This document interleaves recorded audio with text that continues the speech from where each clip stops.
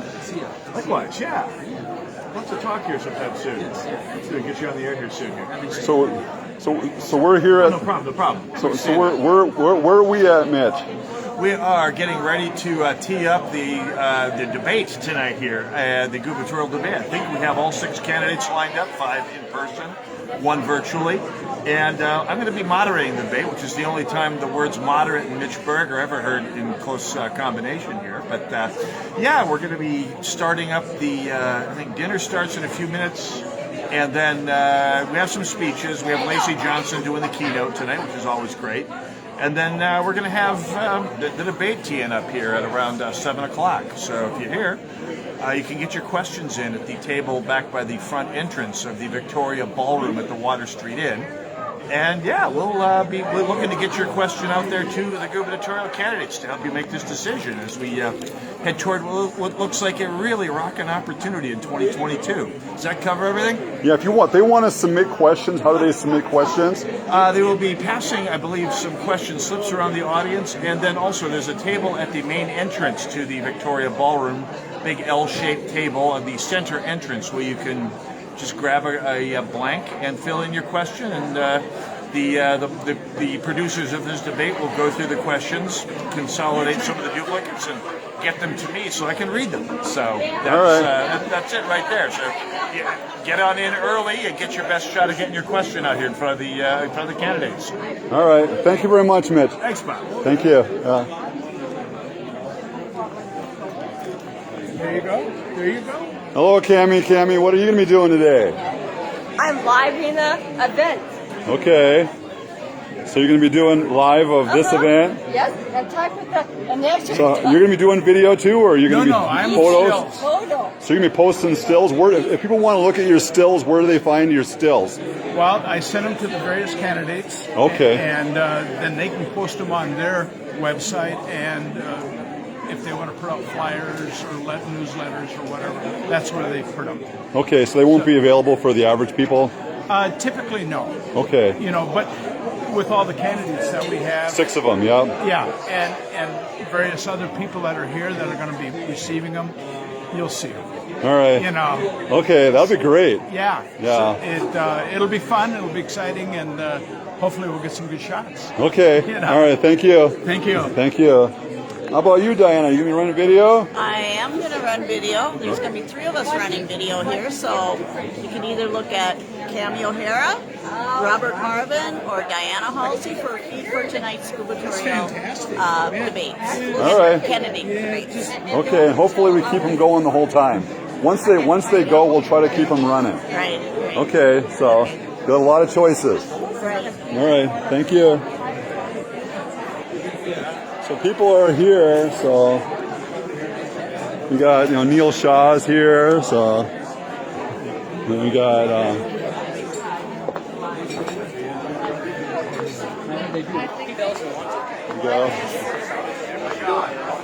we got other people. Oh, how you doing? How you doing? Good to see you. Yeah. So you're not going to run for any office, are you? Well, nothing major. Something small. Like what? Like a house or a... No. School board? No less. Oh, less? Something that nobody would City know. council? Less. Oh, okay. Yeah. All right, well... As least as I can go without people knowing me. Yeah. Okay. Well, all right. Well, thanks for coming. So, God bless you. yeah, we'll see you. That was my fear.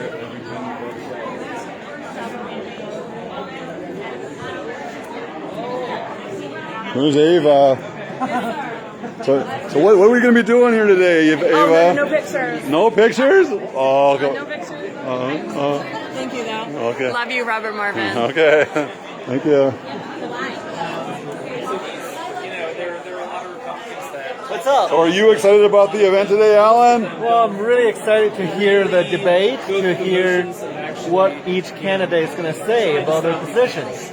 So do you have anybody that you favor right now? Well, I'm in favor of Scott Jensen, and I do like Dr. Neal because he's like an everyday guy, a doctor, not a career politician. Yep. So after we saw Ed Durr, the truck driver who be the Senate president, Yeah. we should get more common people in office, like everyday working people into office. So not the career politicians. Yeah. So, all right. Well, thanks for coming, Alan. Yep. Thank you. Let's see if we. Oh, here's Mike Murphy. Hey. How you doing, Mike? Hey, how you doing? You gonna be one of the debate people here? Am I debating? Yeah. Oh yeah. Yeah. I know. Yeah. So you're live streaming. I'm live in it. Yeah. So how you doing? Doing good. So how's your campaign going? Good. That's good. good. We're making headway, making momentum, getting on there, meeting people. Okay, I'll be videoing the whole event, so All right. I'll be right up front. So. All right. Looking forward to it. And there's a couple of people that are taking photos for you guys, so you'll have photos available. Okay. So for your campaign and whatever. Yeah, Dustin wanted a card for you there. So. Okay, all right. Yeah. All right. Hope you guys enjoy the debate. Looking forward. Okay. So on top of grabbing your card, I'd like to get the link so we can. Robert, share. we got three of them that are running right now. We're gonna run Robert Marvin. I'm Robert Marvin. That's one. That's live right now. That's me, yep. And then Diana Halsey. This is the one that's going to run the whole time. Okay. So, all right. Perfect. Okay. Thank you very much. Thank you, yeah. Sure. Oh, Lynn. How you doing, Lynn? Good. How are you doing? So how's your campaign going for Attorney General? Oh my gosh, am I on camera? Oh, live, yeah. Okay. You look great. Thank you. You look great. So, yeah. So. Very well. Nice to see you. Okay. Looks like it's going to be a great event. Okay. All right. So we have two of the Attorney General candidates. I didn't see Dennis here. I saw Doug Wardlow Yeah, I though. think he's here. We're waiting to get our table set up. So how are you doing? Doing And good. Thanks for all your help. Yeah. I appreciate. No problem. Yeah. I was happy to do it. So. Yeah, I was probably wasn't thinking all that clearly either. Yeah. So thanks for coming. Yeah, So thank you. you're welcome. Nice seeing you. Thank you. I'm good. How you doing, Mark? I'm live. Doing well, Robert. Yeah, so we're videoing the whole thing. So Excellent. So I need to put that on Facebook because I had a lot of people asking. So, yeah, it's live right now. I'll keep it going the whole they time. just go to your page to videos and then it's Yeah. streaming, right? Yeah. So why are you here today? I'm here to give information for medical freedom for everyone. Yeah. So you have any big events coming up? This Saturday, November 20th, 3 p.m. Okay. at KSTP, Oh. Channel 5, Yeah. St. Paul, University Avenue. So that's 3 p.m. November 20th, and it's in St. Paul. It's right near the U of M campus, and there's a lot of parking nearby. You can take the light rail, which is what I might do. You park at Hamlin and University. There's a Target. You can take the light rail down. It will be visible. The light rail going by, thousands of people will see us. I'm hoping for 1,000 people or more here. So, teaming up with Mask Off Minnesota and the Vaccine Safety Council in Minnesota, and then I think most people know I'm with Stop the Mandate MN. So, anyone watching this, go to stopthemandatemn.org and sign up to join the fight. Okay. All right. Thank you. Thank you, Robert. Thank you, Mark. Yeah. I do, and I don't think I do, but I have Nate. What's up, Nate? Yeah. Big Nate. What's his name? I'll try to get Doug when he's not busy. Oh, there's food now.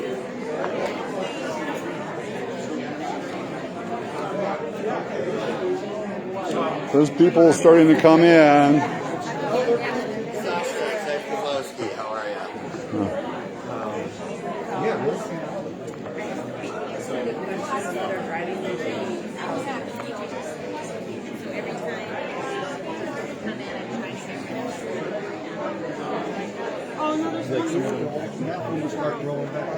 You got a cash bar, looks like.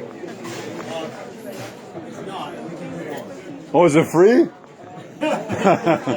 Oh, it's a free booze, huh? You'd be the most popular guy here then. That'd be nice, yeah. I am. Well, kind of. Here's my husband, honey. So, Excuse me.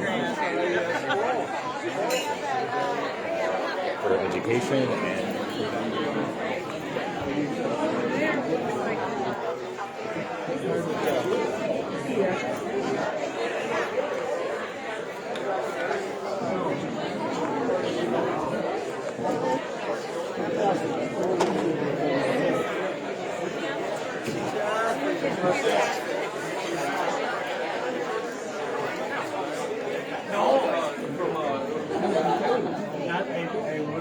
gathered to be so lucky that I'm not him. Jim, nice to meet you. So I can't believe there'd be that many handsome people in there. well, this guy's a handsome guy, apparently, huh? There are slight resemblance. Yes. Hi, nice to meet you. Rick Stair, that's his name. Oh, Rick, yeah. He used to be the sheriff of Hennepin County. But this guy's not related to him, though, right? Okay. You're just doing security today? I'm just doing security. I'm watching for any riffraff or misfits. Oh, these guys here, man, you know, especially with a cash bar over here. Yeah, that's the primary. You know, we basically are a mischievous bunch, right? Oh, there's Michelle. How you doing, Michelle? I'm great. Hi. So you're here for the debates, of course. So how's your campaign doing? Very well. That's good. Very So, well. all Lots of right. delegate and donor calls every day. Okay, I'm running live the whole debate, so we'll be up front. There's three of us. We're doing three of them all together, so there'll be three cameras up here. So it's live right now. So if you want to. I check when I see a camera that it's live. So Okay. All right. So thank you. Well, she is one of those fancy ones. Hello, Doug. How you doing? So how's your campaign going? It's going very well. It's Oh, going that's very well. good. Yeah, it's great support all over the state, and energy is high. So when's your next activity coming up, or your next event? If people want to come to it. Yeah, well, so lots of events coming up. We're going to be, where are we tomorrow? I don't remember. I think St. Cloud. St. Cloud. And we're going to be in. So you check your website. Do you have a website that they could check Yep, for? DougWardlowAG.com and sign up for the email so you can find out where we're going to be. Okay. Yep. So you guys are super fans of Attorney General Keith Ellison, right? The Right? most radical, worst attorney general in the country, nationally to the progressive left. We're going to retire him. And, Yeah, that'd be good. It's going to be doing a favor for the state, but also the whole country. So are we going to get rid of Steve Simons too? Yes, we are. Okay. Do that as well. All right. Hopefully get Waltz as well. Yes, it's going to be a clean sweep. Get them all out of there. That'd be good. All right. All right. Thank you, Doug. Thank you. Oh my gosh. Well, who else can I find? Let's see if I can find somebody else.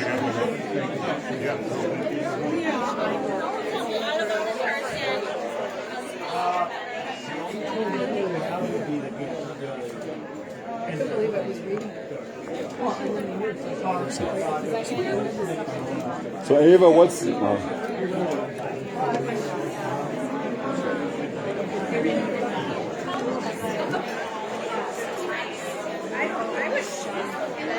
so we're gonna have a full room here, I think. Oops, excuse me.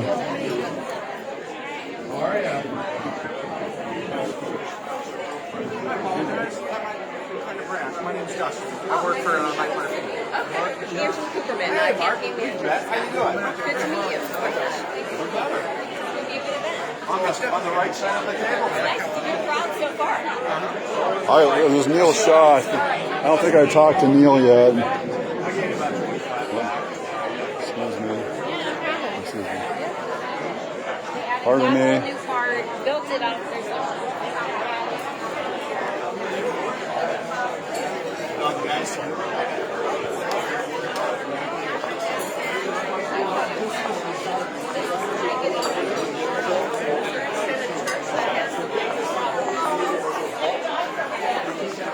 Excuse me. I'll try to talk to Neil when I get a chance.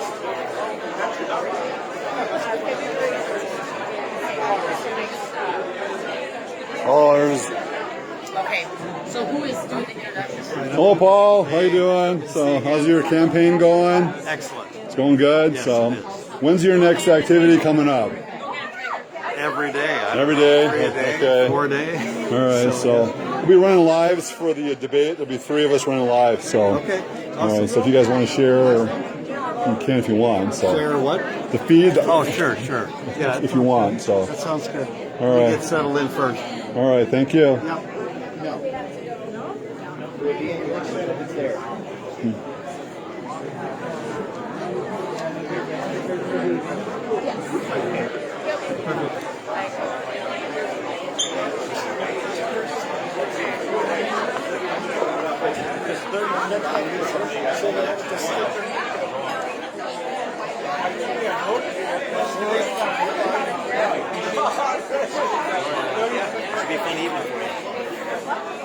Well, hello, Dr. Shaw. How you doing? Doing good. You get some good video? Yeah, so far. Should be good.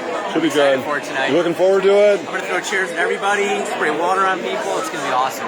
Okay. Prize field. All right. So, where's your next event, or what are you guys doing for your campaign? This week's crazy. We got a podcast tomorrow night. We got 4 events on Thursday night, just hitting up all the BPOUs around town. Saturday, we've got a couple events. We have our first big kind of town hall for a lot of our supporters and volunteers at Queens, and that should be awesome. So it should be a good turnout there. So things are going really well. All right. Just trying to stay afloat and balance it all. All right. Well, thank you very much. Good to see you. Thank you. And Nurse Anna is going to come here, she said. So, all right. We'll see you.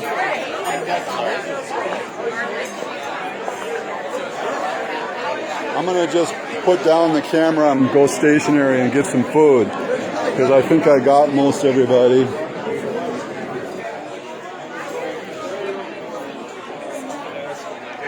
I'm going to try to keep the feed live, so.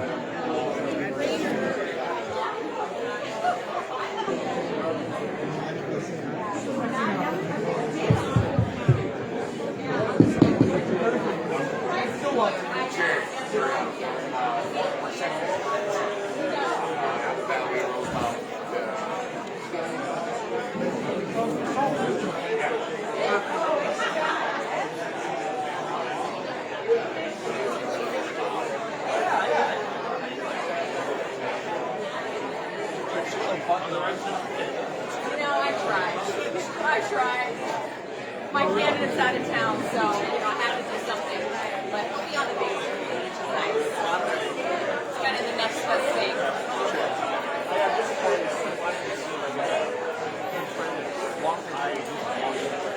Oh. His friend was in our wedding. Gotcha. Are you from that area of the state or no? Okay.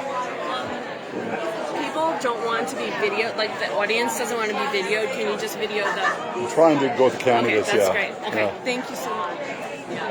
Well, it's funny, as we campaign around the state, he seems to know someone from everywhere. And some of the stories are hilarious. Like, oh, you delivered my first baby. Excuse me, Oh, Alex. I mean, We're done right here. I can't yet. We're not yet. No, I think that's prime. That's prime real estate.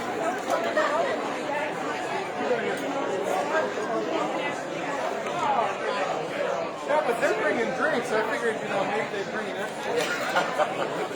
You never know. That might work out. Sounds like a DFL meeting to me. I think we're going to go off. Now, what's the open forum? Open forum? We got 10 people watching. I guess maybe we'll just keep it going. You can get your questions in. I'll walk around outside. Excuse me. I want to chat for a moment. Yeah. If you can, not be in the faces of some of our volunteers. Sure. We're most looking for the candidates, so. I get it. Yeah. Thank you. Yeah.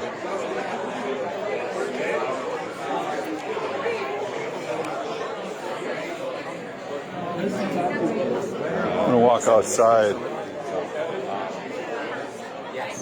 Well, there was one. Yeah, there'll be a few. There was one in Maine. If you see a sparkly phone, it's mine. Sparkly phone. So you guys are with Scott Jensen's campaign? Yep. So is he going to be here today? No, unfortunately he's Oh. out of town, so it's over Zoom. Okay, over Zoom. All right. So, okay. All right. And then you saw the color of the flowers. Thank you.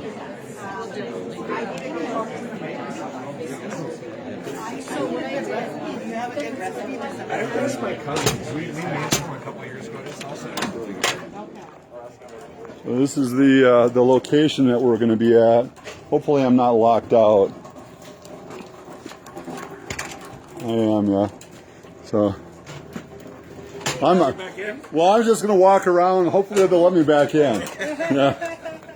So this is where we're at. We're over by the Stillwater lift bridge, and this is the location right here. And basically, we don't want to be running video of all the people that are here, so we're gonna go off until the debate comes up. So that'll be coming up pretty soon. Even though maybe I'll run the live. Uh-oh, here's Cam.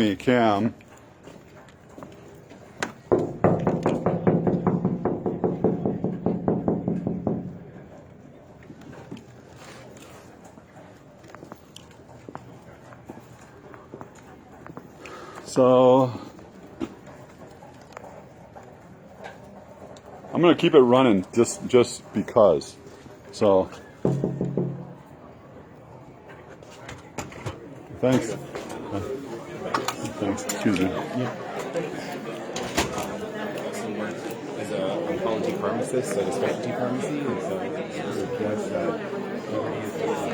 and so Front here. I'll just go on to a still somewhere. Here we go. There's something I could look at.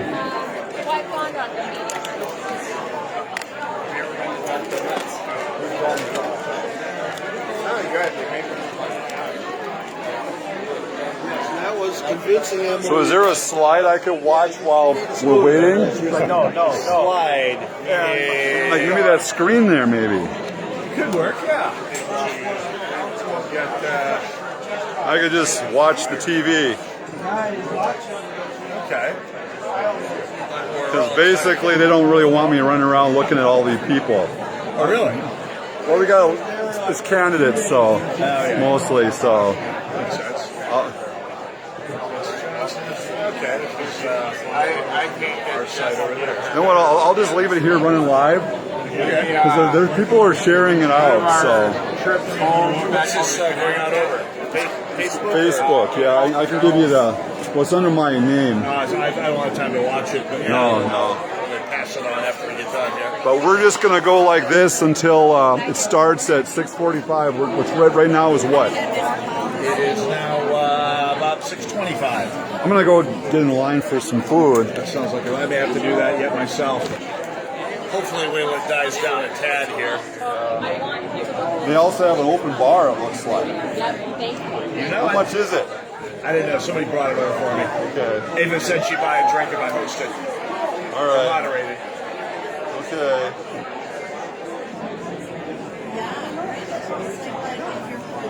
That's my fee. That's your fee. Well, I got a big bottle. My cousin brought me a half gallon of apple pie.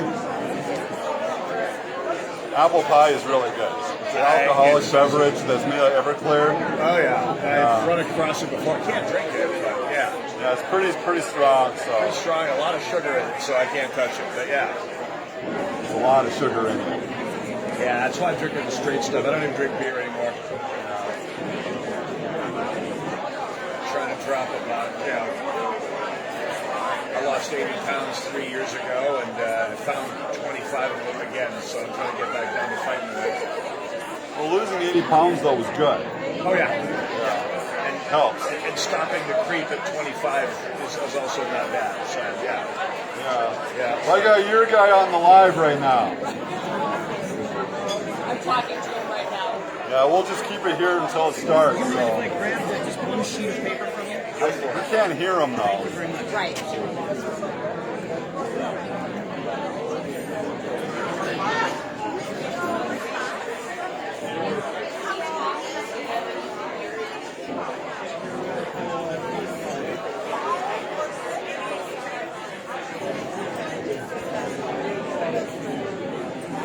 I was walking around trying to get interviews with candidates because people like that. Oh yeah. Some of the, this year I bet they do. I was also tempted to stick stickers on things, but I wouldn't do that. The you, perhaps? People have been giving me stickers to put on stuff. Oh, man. These are naughty stickers. Some of the gas stations are getting a little salty about that these days. Sure, yeah. Price of gas is like double. I know. And I've got to drive back to North Dakota in 2 weeks. It's like, great, thank you, Joe. I was able to get, we have 2 of the Attorney General candidates here. Okay. I don't know about Dennis, if he's here or not.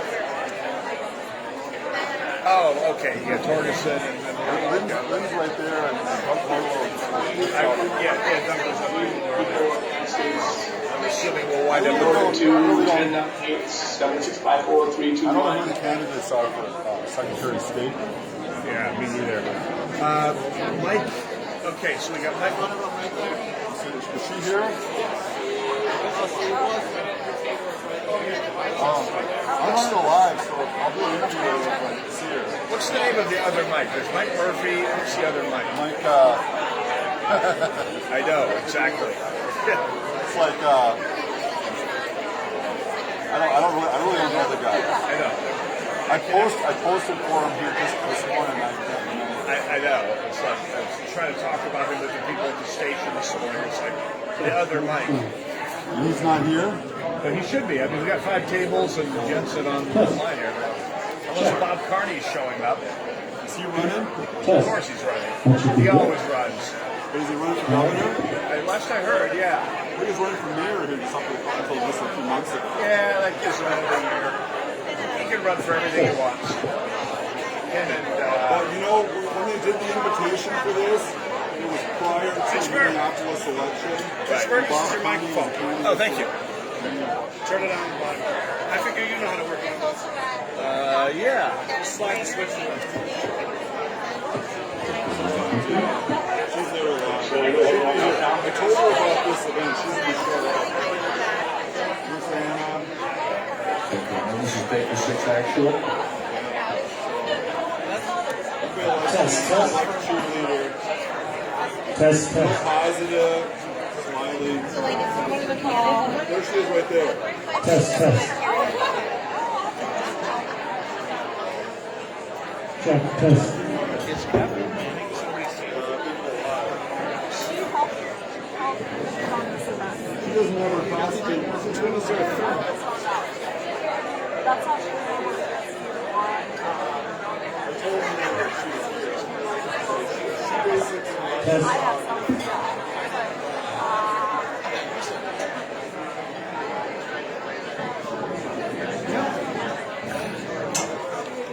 Guess the line ain't going away. Check.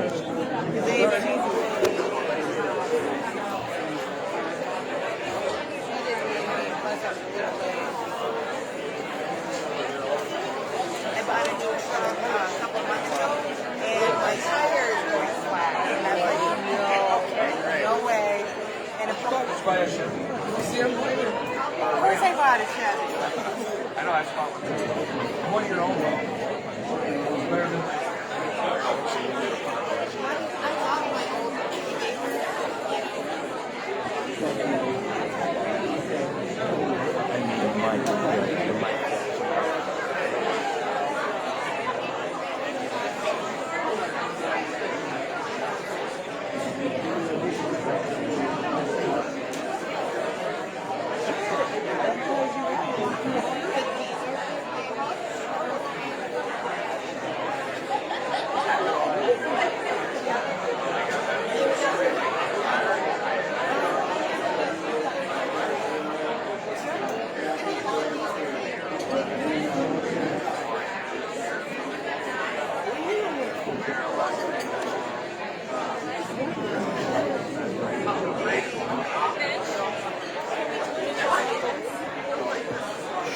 Can we?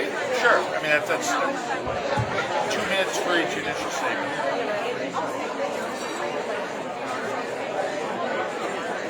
In the rules it says 2, but I could go 1.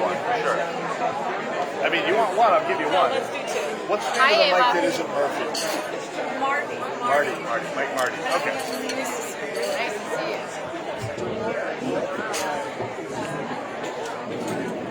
I feel like I'm on the wrong side now. We'll sort it all out. Yeah.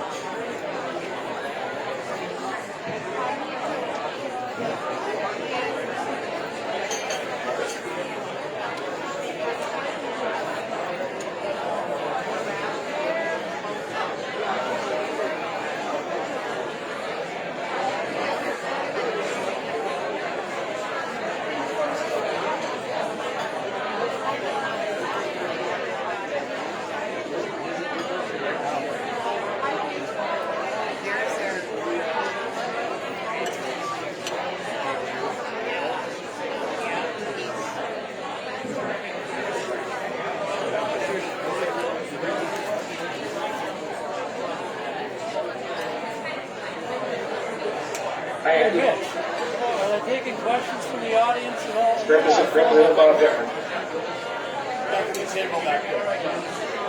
I can hear you, yes. Can you hear me?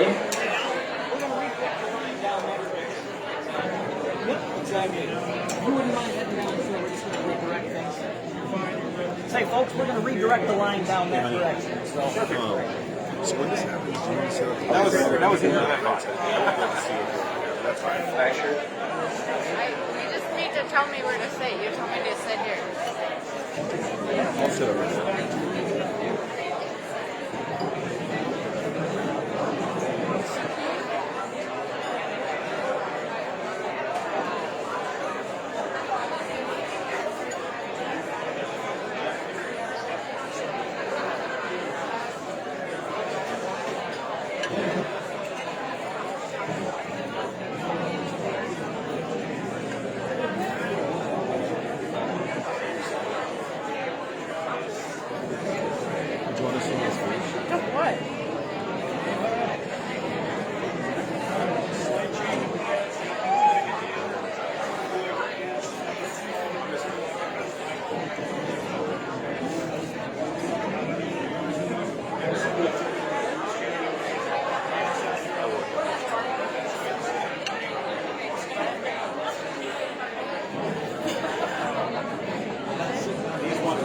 This 2 and 3 right here. No, Jeremy, yeah. 2 and 3 right here. Oh, did we? Oh, that makes sense.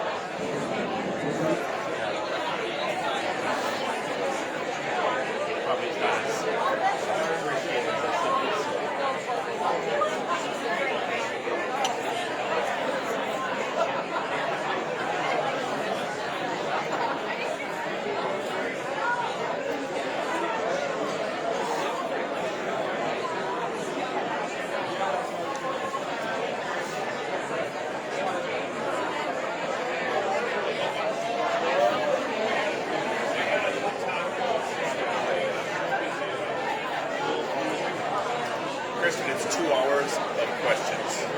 So if I have to go restroom now, if you have to go to the restroom, just have somebody replace you. That's why there's 2 of us, because you'll probably have to go to the restroom and I'll cover it. And when I got to go to the restroom, it's you cover really it. starting at 6:45. Yeah. That's in like 8 minutes. I gotta go bathroom real quick.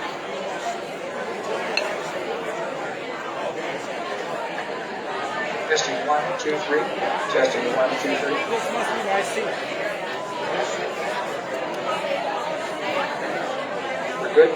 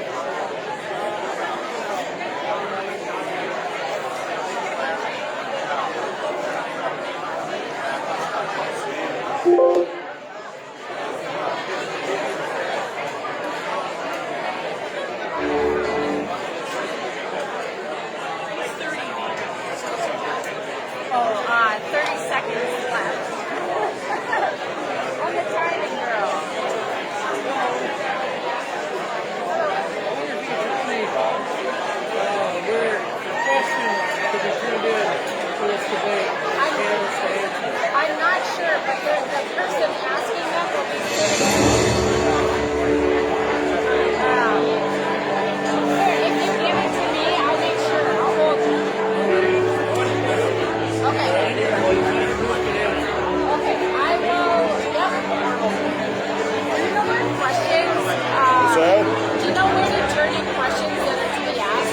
guy who was sitting right here, you know.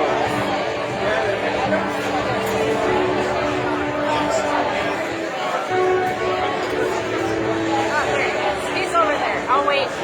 All right. Move this over here a little bit. Sure, no problem.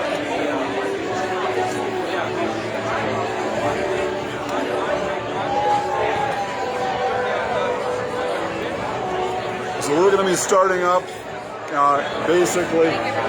Yeah.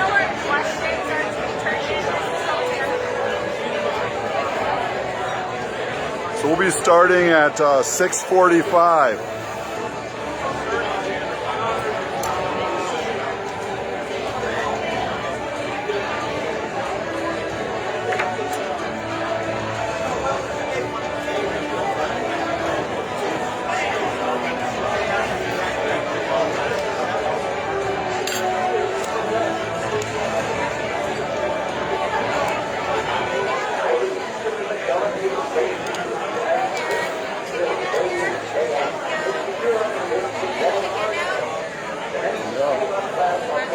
Okay.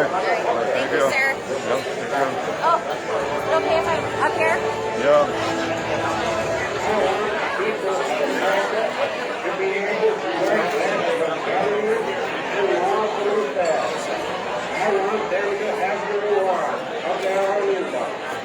This is the chief meal of freedom.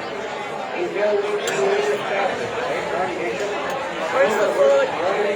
Over there.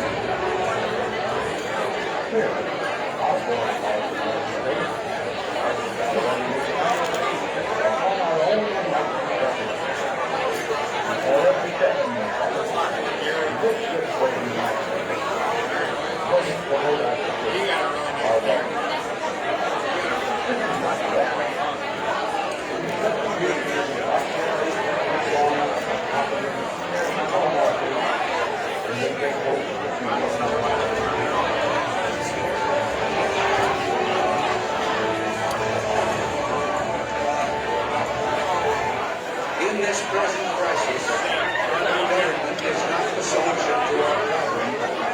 Government is the problem.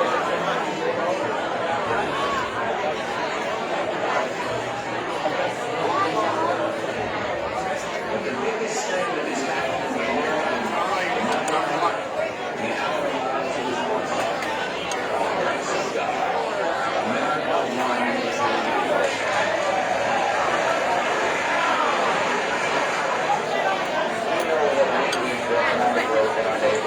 if you would just step back a little bit less regulation, a little bit less bureaucracy, a little bit less red tape.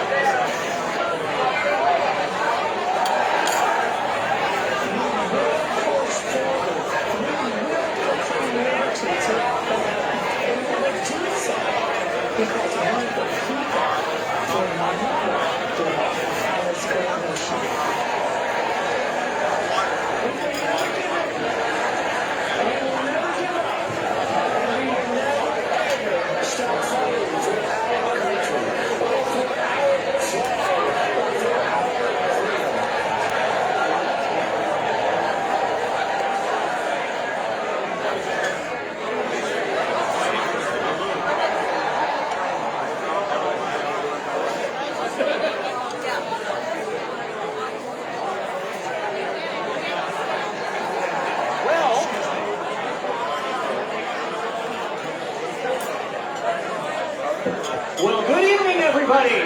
My name is Travis Ekbaum, and I will be your master of ceremonies for the evening. Who's ready for the Gubernatorial Forum? Yeah! All right.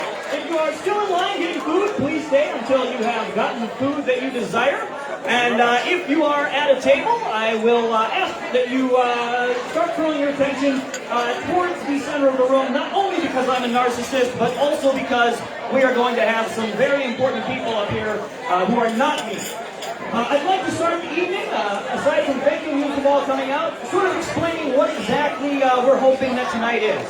Obviously, you're here to hear from the various gubernatorial candidates, and we hope that you will walk away more informed and more confident in your decision of who you want to support during the primary season. But we'll also hope that you'll use this as an opportunity to meet some new people.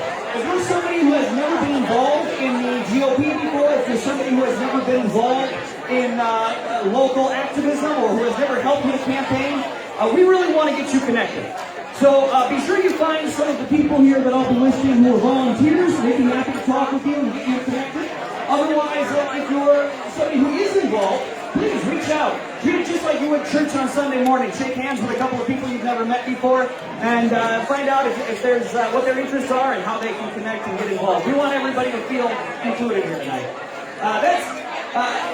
In the interest of getting everybody included, we are taking questions from the audience, but they have to be submitted. Can you hear me okay?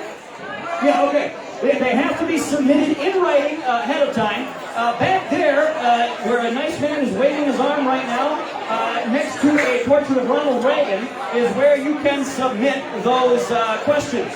Also at that table is where you can sign up for an election integrity role. That might be being a poll watcher, that might be being an election judge. If you don't know what those terms mean, they would be happy to help you out back there. I think it's very appropriate that they're next to a portrait of Ronald Reagan. As we all remember Ronald Reagan's famous quote, "If not us, who? If not now, when?" Many people had questions about the security or fortifications of the 2020 elections. That would be where you go if you have those concerns, because we're going to need you to get involved. Ladies and gentlemen. Ladies and gentlemen!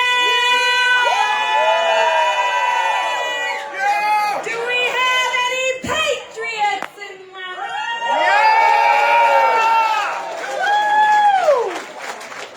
If you're a patriot, I want you to stand up. Stand up! I want you to say, I'm a patriot! I'm a patriot! I hear you.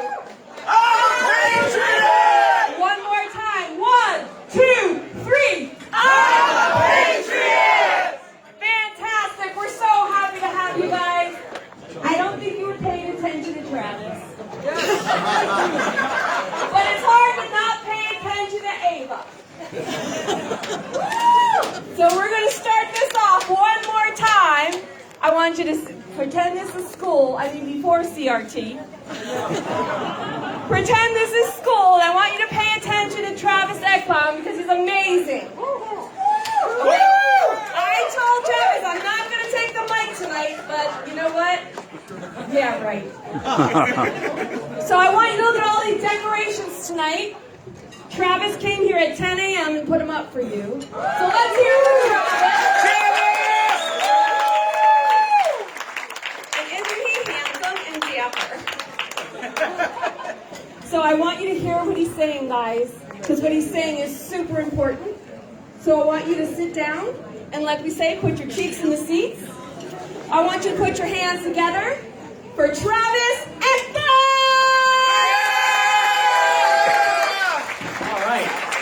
Well, now that the warm-up act is over. Ava's from New Jersey. I'm from Minnesota. You can tell. What exit? So as I was saying, the purpose of tonight's event is not just to hear the candidates speak, although we hope that you walk away with more confidence in who you want to support during the primary season. It's also to make sure that everybody has a chance to get connected. So take a look around. If you're somebody who is active, make sure you meet some people you've never met before. If you're somebody who has never been involved in local politics before, or volunteered on a campaign, or helped out with a BPOU, or you don't even know what BPOU means, be sure you ask a couple of people around you, because I'm sure you can find someone who can answer that for you. If you can't, come find me and I'll answer it for you. So, in the interest of keeping everybody involved, we are taking questions from the audience back at that table. The very nice man is going to wave his arm again. If you want to submit a question, you can fill out a little form over there and drop it in the hat or bin or whatever it is that they have to collect the questions in. And also at that table, you can sign up for a role. You're all talking again. I can hear it. We have Ava come up here and yell at you, and then, gosh darn it. Okay. If you are somebody who is concerned about 2020 election fortifications, if you are someone who is concerned about mail-in ballot security, if you are somebody who is concerned about making sure that every legal vote counts and no illegal votes ever accidentally get counted, which would never ever happen, because you're all on the job, you can go back to that table and talk to them about election integrity. As I was saying, that's where that portrait of Ronald Reagan is. And as Ronald Reagan said, if not us, who? If not now, when? Well, the people who showed up are the people in this room. It's up to all of us who are willing to come out on a night like this to be the ones who will watch those polling places on Election Day. If you are interested in making a donation, this is not specifically a fundraiser. However, there were costs involved, and if you would be interested in helping out Senate District 53 and Senate District 39 with those expenses, you can find Philip St. Ors. He's right over there. Look at that. He's even got a little basket to collect donations in. He will also be happy to talk to you about PCR. If you're not familiar with PCR, PCR is the government reimbursing you $50 that you donate to a political campaign. If you hate that, if you hate the idea of the government subsidizing campaigns, please do it via PCR so that we can put an end to that kind of practice.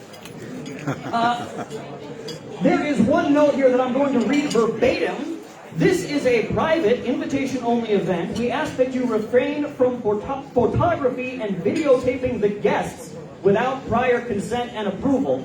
I will say we encourage you to take photos of the candidates or take photos of yourselves with our giant flags. Tag them, put them on social media, make sure that all of Minnesota knows that there are Republicans here and we are going to come back with a fury. With all of that said, I should have paused for applause there. Apparently that was a good moment. With all of that said, we are going to be led in a prayer here by Bob Detmer, and then have the led in the Pledge of Allegiance by Karn Housley. So I believe we have them remote. Oh, here's Karn right now.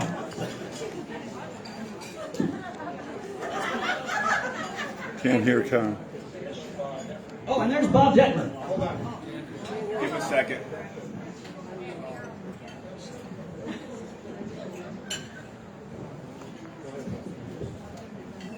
Tell me, Andy, if you want me to kick it off, and Lynn too. Oh, Bob kicked it off. Welcome everybody tonight. Hold on and turn it up. Travis, give me a second. Oh, they're asking me to stall for time. Okay. Well, Bob Detmer is the local rep for this area. Karn Housley is the local state senator for this area. They are both delightful people. I've met them both. That's not to brag, just trying to fill some time. Okay. I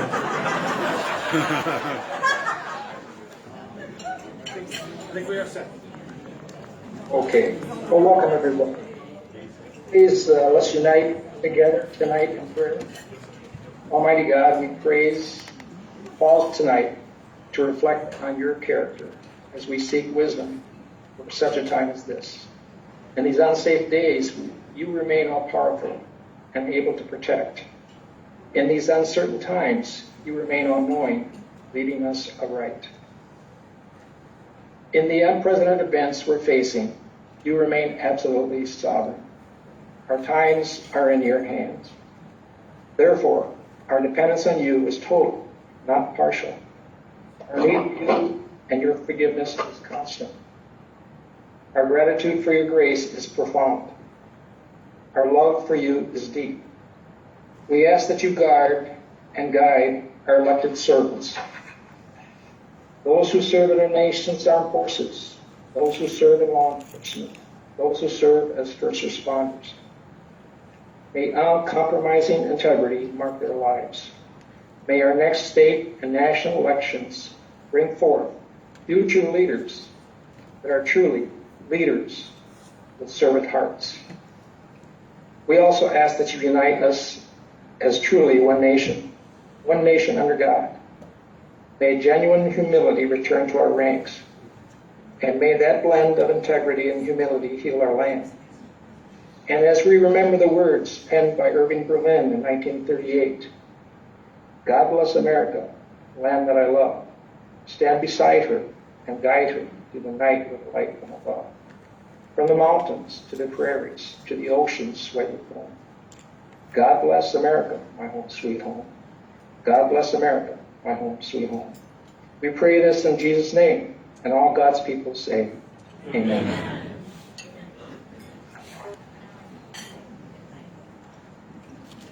Thank you, everyone, for coming this evening to our joint Senate Districts 39 and 53 Gubernatorial Forum. I'm State Senator Karen Housley, and this is my district, otherwise known as God's Country. Thank you so much to both BPOUs for working so hard to put this on. You continue to invigorate and support our Republican Party, and we are all so appreciative. It's inspiring for all of us folks in office, as well as those out there considering the leap to run for office. Thanks for all the work you've done. Also, thanks to the Water Street Inn and staff. What a wonderful place for an event. Special thanks to Will in the back there, who's manning my Housley table. I so wanted to be there with all of you, but I'm in COVID quarantine for 2 more days. I'm fine, but my husband is slowly recovering. I look forward to a lively debate. We have 6 amazing candidates in the race, and I couldn't be more proud of our party and the winning excitement that's behind all of us in 2022. Good luck to all of our candidates. Have fun, and let's kick it off with the Pledge of Allegiance. I pledge allegiance to the flag of the United States of America and to the republic for which it stands, one nation, under God, indivisible, with liberty and justice for all. Thank you. Have fun, guys. Thank you, Senator.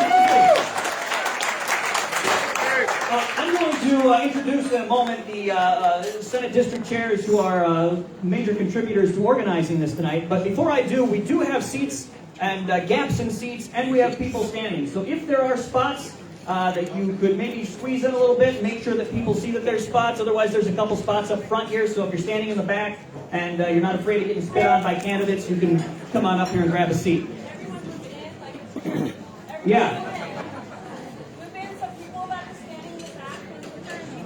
You know what? I phrased it wrong. I phrased it like it was a request. Everybody who has space, move into the space. Okay.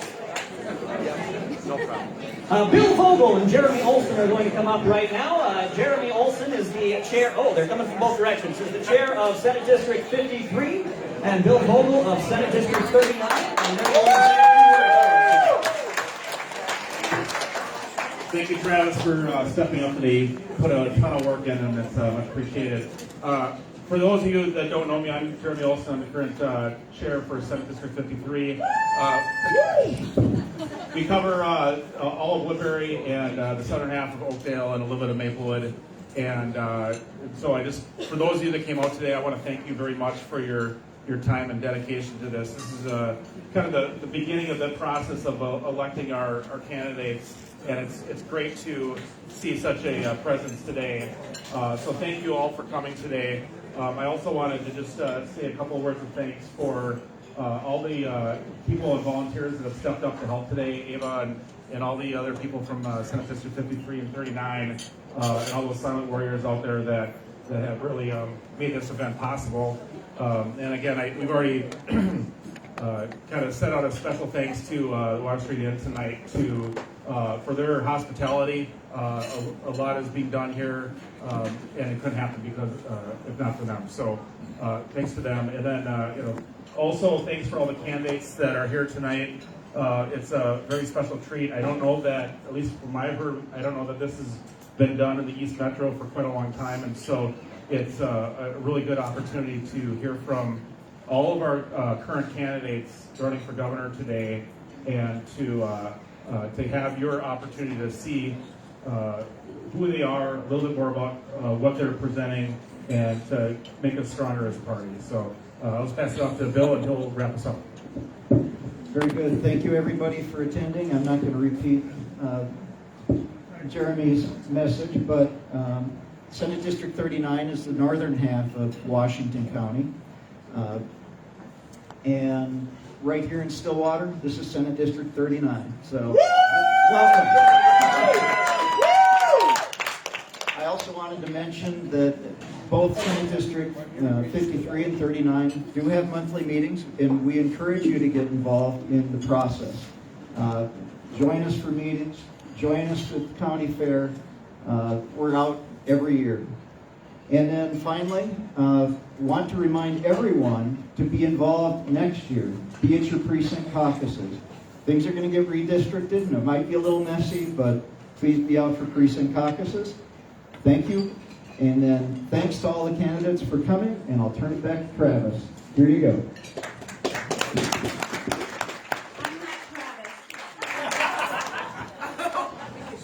Here's the thing, guys. We met some of you at Woodbury Days. We met some of you at Washington County Fair. Where's Mr. Graff? I met you a bunch of places. Stop the Mandate rally. Capitol. Where's Stop the Mandate? Where are you? Kashofsky, right there. Stand up. He's the leader! He's the leader! I wasn't going to say anything, but here's the deal. I'm going to throw it down. I want to say something about Mitch Berg. This man's radio show is the pulse. Thank you, sir. You heard about this from Mitch Berg, right? Thank you, Mitch. Mitch, I love you. You know that. Back at you. He is the pulse of Minnesota. Please, hold on. When are you on? Saturdays from 1 to 3 on AM 1280. You call him up, he'll put you on because he cares about the grassroots. And Mitch, I adore you. Thank you. Woo! Yeah. Thank you. This is your brainchild. Eric Lang is wherever you are. All the people that have helped with this, I just want to say thank you. But here's the thing. I want to introduce right now a man that I adore. He's authentic. He's real. What you see is what you get. And it's not me. I thought it was him. I just want, if we can all bow our heads for a second. Lacey lost his sister about 2 weeks ago. Wow. And if we can all just bow our heads in prayer in her memory, Bridget. Our Father, who art in heaven, hallowed be thy name. Thy kingdom come, thy will be done, on earth as it is in heaven. Give us this day our daily bread, and forgive us our trespasses, as we forgive those who trespass against us. And lead us not into temptation, but deliver us from evil. Amen. Okay, you can add that in the part if you want. Lacey, I can't say enough about you. What he's done for... Lacey's like, shut up and sit down. What he's done for... you all know he ran against Ilhan Omar. Oh, it hurts to say that name. He did so well in CD5. Let's hear it for Lacey Johnson.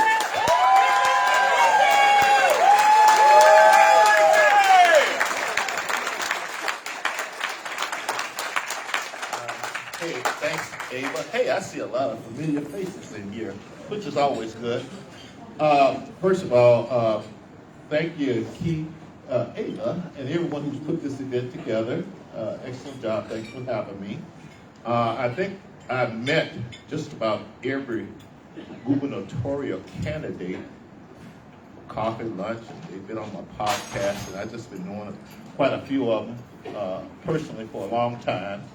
And feel good to know that whoever we endorse is a good choice.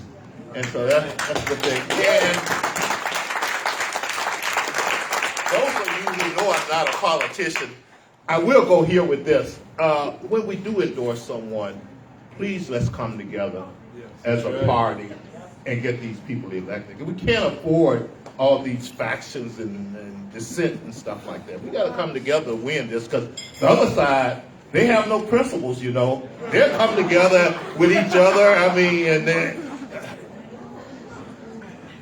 1 month, Kamala's calling Biden a racist. Next month, he's the best thing that happened to this country. Now, we don't want to go there. We still people of principles, but we need to understand what we're up against. The other thing I want to talk about is I've had quite a few questions about my future, and I'm going to say it here because I normally just let it go.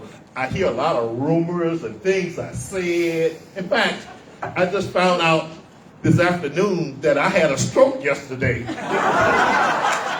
True story. True story. But I've been talking to some people in the hall, and they talked about what's your political future and things like that. You know, and I'm going to say this publicly because, once again, I'm hearing all kinds of stories. I'm still deciding. You know, for those of you who know a little bit about me, I got a techie background and a corporate background, and I'm used to getting things done. And politics, if you're used to getting things done, politics is a tough thing to be involved in. Especially, we got some very complex issues and problems we have to solve. And I'm not so sure, given politics and human nature, that we can overcome and solve them. However, I'm a man of faith, and I never, ever lose hope. So once again, thanks for having me here. Enjoy the debate. And I'll just leave it with this. Someone mentioned, because he gave me the 30 seconds. I thought I had 5 minutes here, but someone has cut some of my time. Where's Ava at? Where's Ava at? So I'll give you the abridged version. Look, I tell people, I try to be analytical. From my campaign against Omar, we need to do 2 things, and I boil it down to 2 things. First of all, we have to overcome the media. And, you know, in my analysis, that's who our real opponent is. And until we realize that, but here's the beautiful part about it, and I'm going to digress just a bit. I don't see any plans, any strategic plans, either at the state level or the national level, to beat these people. Because it's almost like we don't understand what we're up against. Look, they're in control of the education system, they're in control of the media, they're in control of pop culture, they're in control of big tech. Do we understand what we're up against? And we need to come together and fight and strategize to defeat these people. And here's the thing. It can be done, but I don't see anyone focusing on it. So once again, defeat the media. The second thing we need to do is understand, attack, and defeat their system. They got a system in place, and you got to understand it in detail to defeat it. You got to know that these early polling places are non-profit in the pockets of the Democrats, and when they go out and get these people to bring them for early voting, they tell them who to vote for. We need to understand what's going on in Cedar Square West. Absolutely. That they're organized. They got floor leaders. We need to understand all that stuff. But here's the thing. Once we understand, attack, and we can defeat it, if we do those 2 things, now, here's the trick. Like anything in life, it's not easy, people. If we're looking for an easy way out and we think we can just logically explain to people our message and the logic and we're better, it's not going to happen like that. One of the reasons I did so well is because people know me. They trust me. They respect me in detail. I've been out there in the trenches with them. And so you just can't bring anybody in and put them in front of people and they don't know them. And you got to understand and appreciate how hard it is emotionally for someone who's been voting Democrat all their lives all of a sudden vote Republican. Right. These are the things we need to really understand in detail. Now, here's the thing. And by the way, I'll say this too. Look, we got to do better than this, people. We don't want to be in group ID and get into that whole thing, but we have to understand. Tens of thousands of years of human evolution is at stake. That's why people think in groups. And where I'm getting to, people, look, 2 things that challenges I had was tough. most of the people in the metro area, when they see Republicans, they see all white people. We got to change that. I'm just telling you. And it can be changed. We got to show some diversity here. And I don't know who's in charge or whatever, but they don't seem to appreciate that. Until we appreciate, I saw Channel 9 story on the new chairman of the Republican Party. You hardly saw any black people there. And you have to understand, people all over the world, all over the country, that's what they're seeing. And we want to get to the day where that doesn't matter, but it matters now to people. And you have to meet people where they're at and then lead them to a better place. So once again, so that was just all white. And then secondly, people would ask me, well, because, you know, people get the fact that the Democrats are lousy, they haven't done anything, they fail. People, that's an easy thing to convince people of. It's pretty easy to get people to agree that party doesn't matter. But once again, the big emotional hurdle, go in there and vote for a Republican for the first time in your life. And we got to understand that.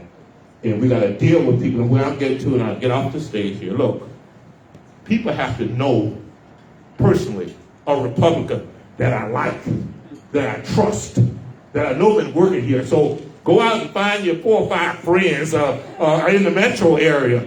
Let them know who you are. Let them know that you care. Let them know that you're a Republican. Because we have the best message, and I'll end it like this. We have the right recipe, but we're sending the wrong cooks into these kitchens. And we better go out and start recruiting the right cooks to go with this great recipe and these great messages. Because one of the reasons, main reason I got into politics, and I can say this honestly, I believe that the worst thing that has happened to the black community is buying into a lot of all this liberal crap. And I believe that there are a lot of people in these communities that we can get to agree with that. And not only that, go into the voting booth and vote Republican. We have a great chance this year. They've screwed it up like we knew they would. They don't have one good idea in their head. And I'm just being honest, I can't think of one Democrat policy that makes sense to me. And I'm just being straight up. Okay, I gotta go. Thank you. Bye.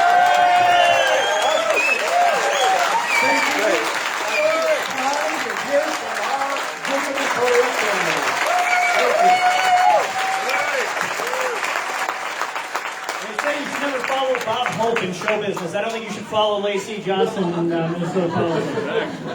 All right, quick thank yous to get out of the way here. Well, not get out of the way. They're deeply heartfelt and sentimental.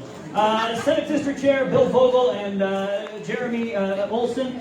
You heard from both of them. We're very grateful for their work in organizing this tonight. Andy Taroni, he's over here doing sound. You wouldn't be hearing any of this if it wasn't for him. Karen Housley, Bob Detmer, and Lacey Johnson, of course, we're very grateful for your appearances tonight in person or remotely.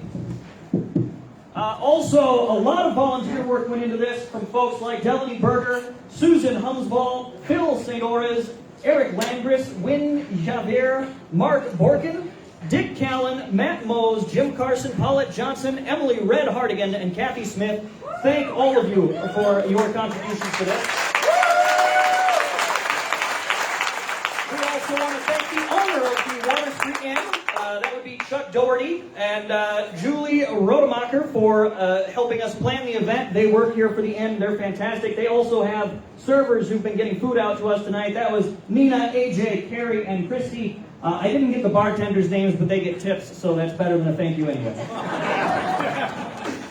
We are now up to the main event, and that is the Gubernatorial Forum. It is going to be moderated by Mitch Berg, who was introduced earlier. He does have a radio show on AM 1280, and he is, sadly, one of the few remaining Republicans in the city of St. Paul. I just moved out to Zimmerman to get away from you, so that's... Can't blame you. Preemptive thanks to Mitch for your willingness to moderate tonight. And now, the candidates. In no particular order, we have Dr. Neil Shaw. He is a husband, father, dermatologist, and business owner. After seeing the damage done to our state by radical leftists and career politicians, he decided it was time to enter the fight. Here's Neil.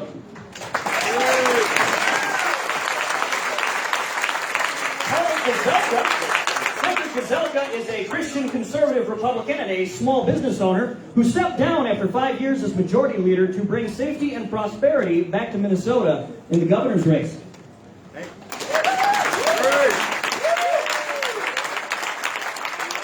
yourself at home. Yeah, dealer's choice. Mike Marty. Mr. Marty is a lifelong conservative, a business owner, a husband, and father of 4. He seeks to transfer power from the executive branch back to the legislature.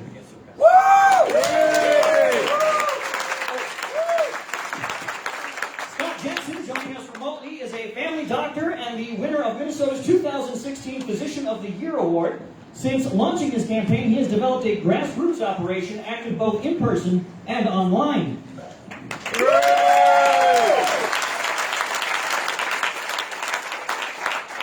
We also have Michelle Benson, a state senator currently in her 4th term. She holds the highest lifetime conservative rating of any sitting Minnesota state senator. She resides in Ham Lake with her husband and 3 children. And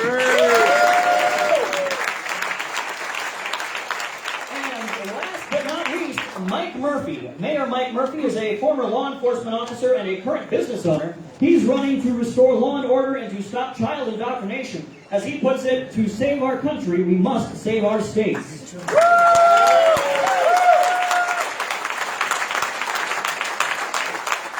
that, I will get out of this all too crowded lineup up here and hand the mic over to Mitch with one request, and that be that you hold your applause until every candidate has had a chance to respond to a question. All right. Take a seat, everyone. Here, I'm just going to run through the rules real quick, and also just a couple quick reminders here. We will be going in order, predetermined order, from audience left to audience right, round robining through the questions. Each candidate will get 2 minutes as an opening statement and a 2-minute closing statement. Each candidate will get up to 2 minutes to respond to questions. However, there may be some yes and no questions asked as well. I don't have any get-off-stage music. However, repeat violators will be forced to drive to International Falls in a small car with Ryan Winkler. So, let's see. If you have any questions, the table in the back there, you've been pointed out to by Travis. Get in there, get your questions in. They may be consolidated before they're handed to me. Please, like Travis said, hold your applause to the ends of questions till everyone's had a chance to respond to any given question. Repeat offenders in the audience will have to go a round or 2 with Ava. You don't want to go alone with Ava. So, by the way, I'm from St. Paul. I'm from District 65, Sandy Pappas' district. I thought I'd seen it all. But I've been issued for the first time in my political moderating career a first aid kit. I don't know what you do out here in Stillwater, but I'm looking forward to a fun debate. So, we will start on down here with the first question. In light of inflation and rampant government spending, what are you as governor going to do as your top 2 priorities to improve the state of Minnesota economically? We'll start with Mr. Marty. We need to open up mining in this state. I need to check a little bit of.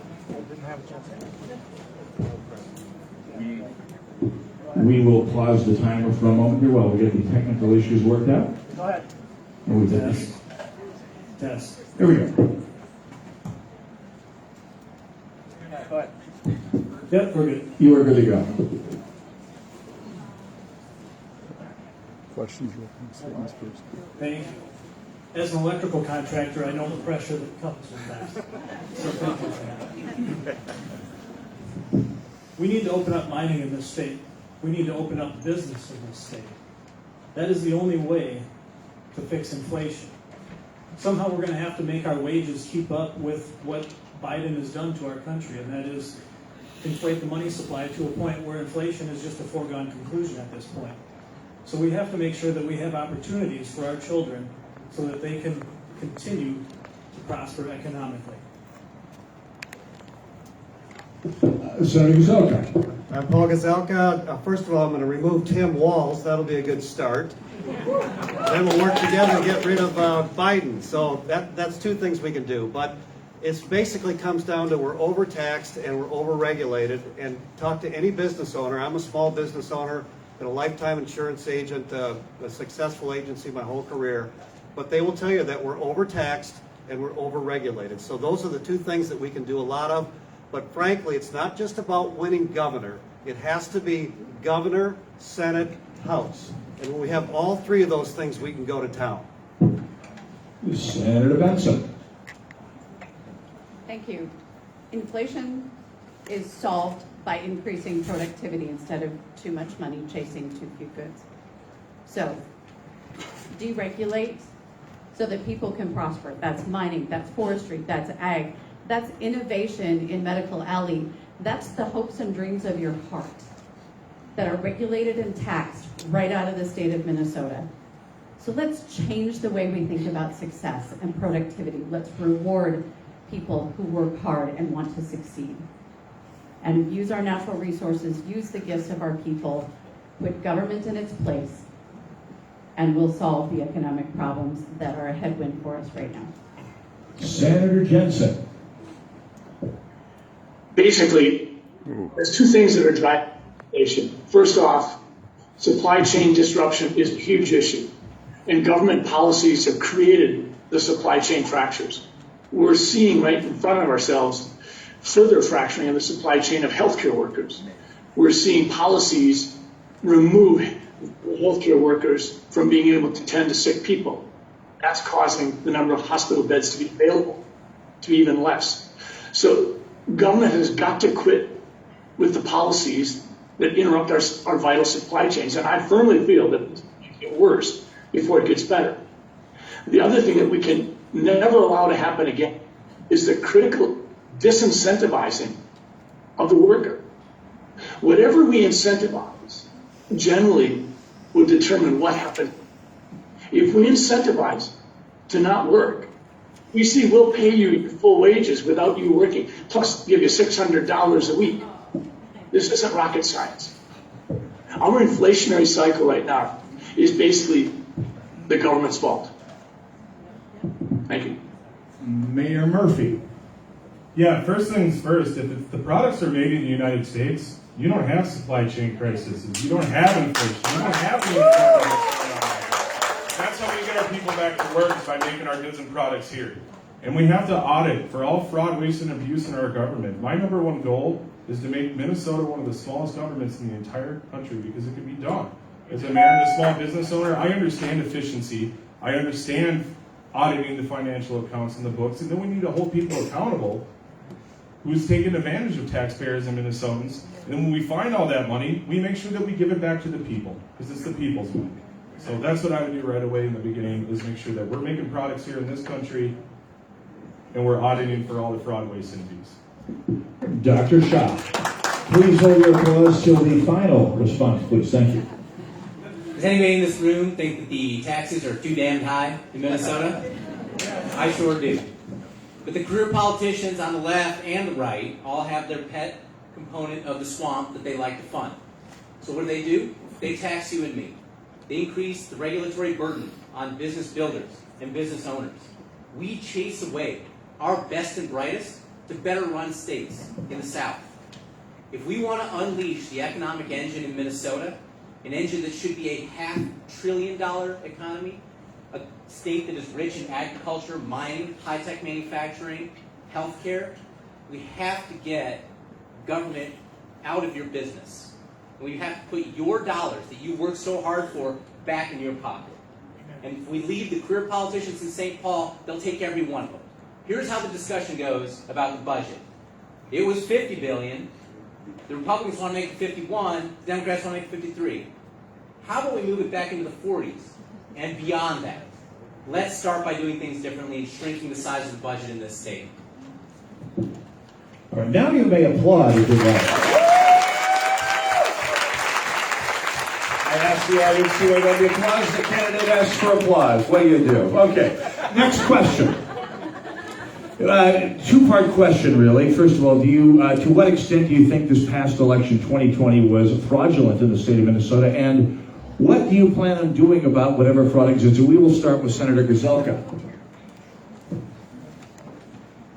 So obviously the election was not fair. You look at the mail-in ballots was the big issue that we knew was a problem. Frankly, how they filtered out stories, how big tech companies just chose not to get the information to people absolutely wasn't fair. But we were on the ground, knocking the doors everywhere, and we knew the number one problem was mail-in ballots. How do you account for them, make sure that they're fair? So, but what I will tell you, frankly, is the Senate leadership, the Senate majority under my leadership took back the majority. And so that's the hope that I want you to have, is that we can win anyway. Do I think that everything's fair? No.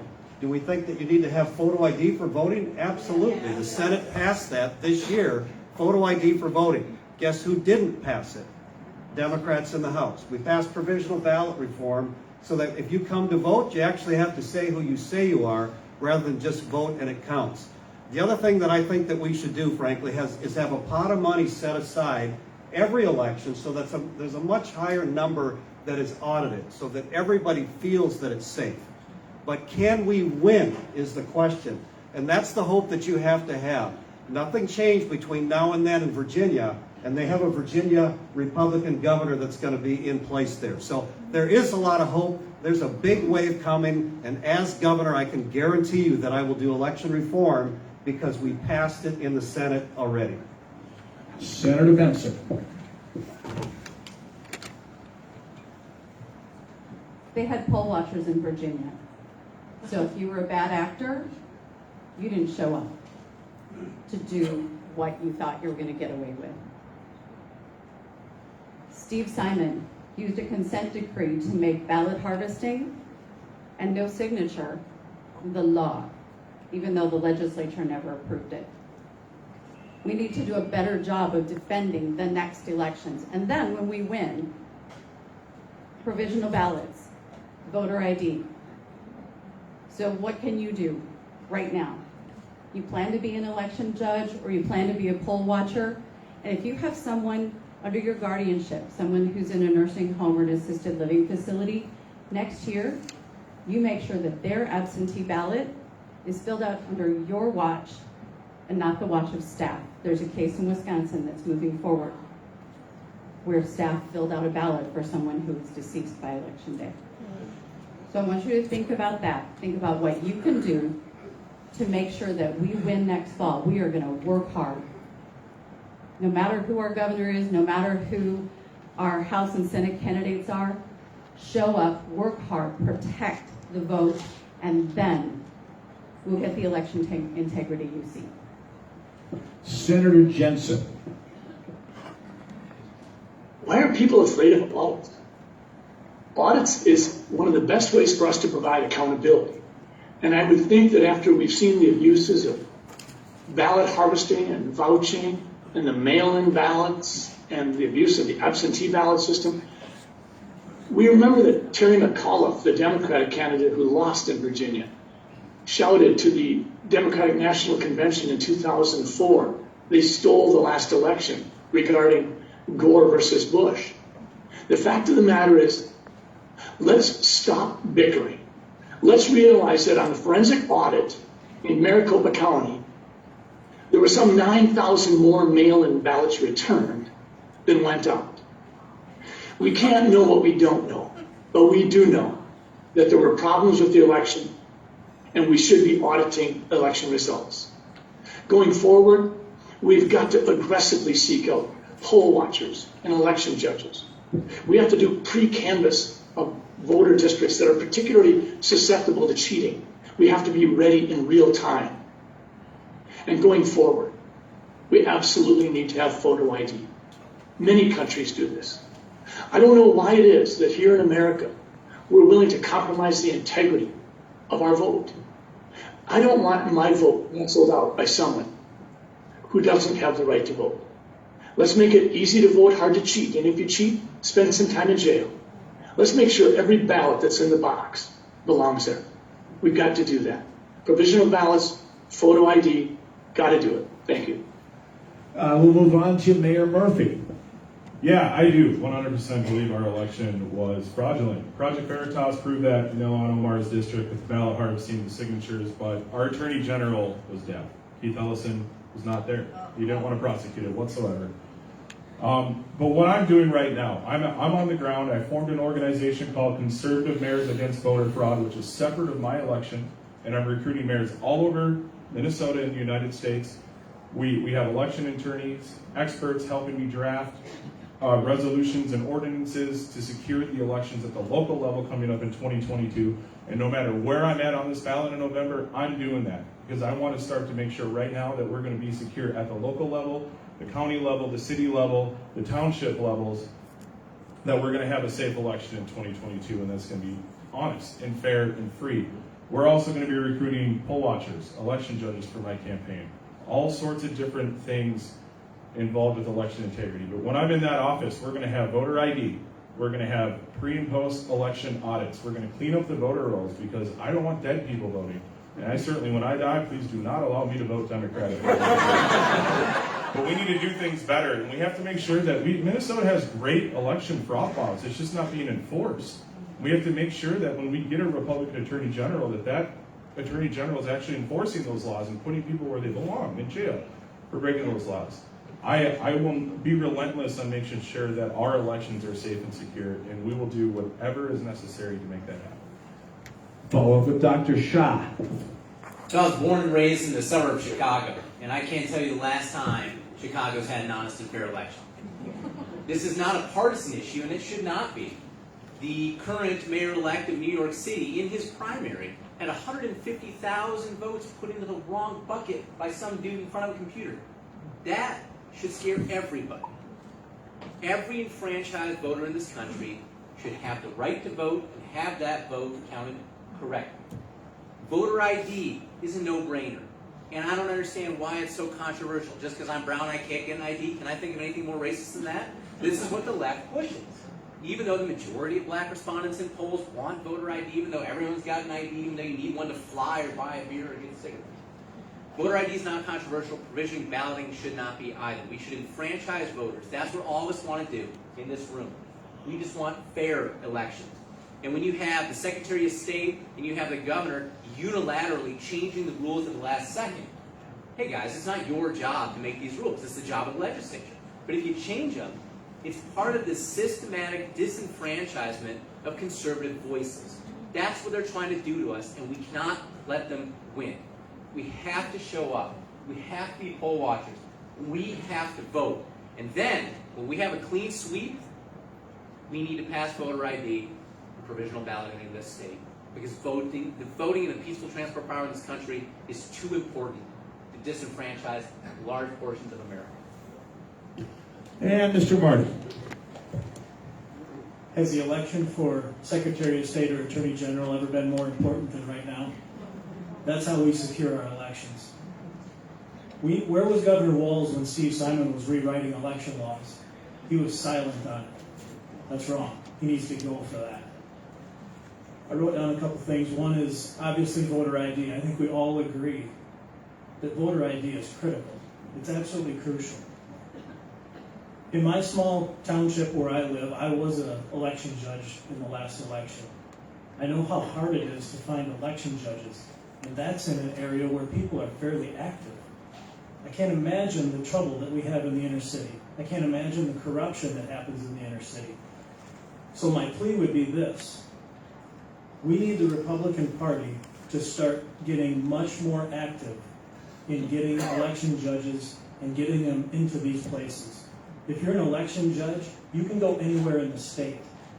You don't have to stay in your precinct. You can go anywhere. Get active and get out there. We need you. All right, our next question is this. By the way, if you have questions in the audience, make sure you get them back to the table by the front door. Fellow can wave hand if need be. There we go. Follow the waving hand. If you have any questions, we can still get you in here. So, in election after election, we continue to lose in the inner cities. Well, let's be honest, we get curb stomped in the inner cities. How do you plan to win enough votes in the inner cities to start to move the needle? We'll start with Senator Benson. Thank you. One, we can talk about the suburbs too. In the last election, suburbs turned to Biden, and we need to bring them back. But after the riots and the shutdowns of our school, there are more people in our core cities who are done. They are fed up. They are tired of being taken for granted by Democrats. So let's go in and listen to them. Be where they're at. Understand what happened to their lives and what they want, what their dreams are. Not me saying this is how you should live and this is what my experience is, so do it my way. It should be listening to them, earning their trust, and bringing them to the Republican Party. We should make our party a home where if you work hard and you have a dream, you feel welcome and embraced. But it can't be us telling them. It has to be about bringing us together. And this is the year to do it. Senator Jensen. We have to go there. We have to lead with a question, not an answer. We need to understand better. I don't think that we can craft a strategy to effectively change things in the inner city or even in the suburbs if we do it in a vacuum. I think it's got to be at least a three-pronged approach. I think we need to realize, as Lacey Johnson said earlier, there's a certain stigma that the Republican Party carries, and that is that it's a party of old white guys. We need to break that down. We need to do it, as I said, in a three-pronged effort. We need to go to the communities of color all over the Twin Cities and any other urban area in Minnesota. And we need to try to understand and ask them to help us understand what really would make an impact on them. But we also, in the same vein, we have to demonstrate that we want the millennials, who right now are 25 to 40 years of age, this is their time. We want the millennials and the Gen Zs to have a seat at the table. We haven't solved a lot of problems. We've kicked the can down the road. The professional political class hasn't really been getting us anywhere we wanted to go. And I think we have to do a better job of dealing with engaged women. I think the Republican Party at times has been dismissive. We cannot do that. I think those three critical steps, being there with communities of culture, doing a better job of respecting women all over across Minnesota, and inviting the millennials and the Gen Zs to a seat at the table without talking down to them. Then we can go to the farmers and ask them how the liberal agenda has worked out. There's been no effort to help farmers keep their family farms in the family. There's been property theft at the buffer zones.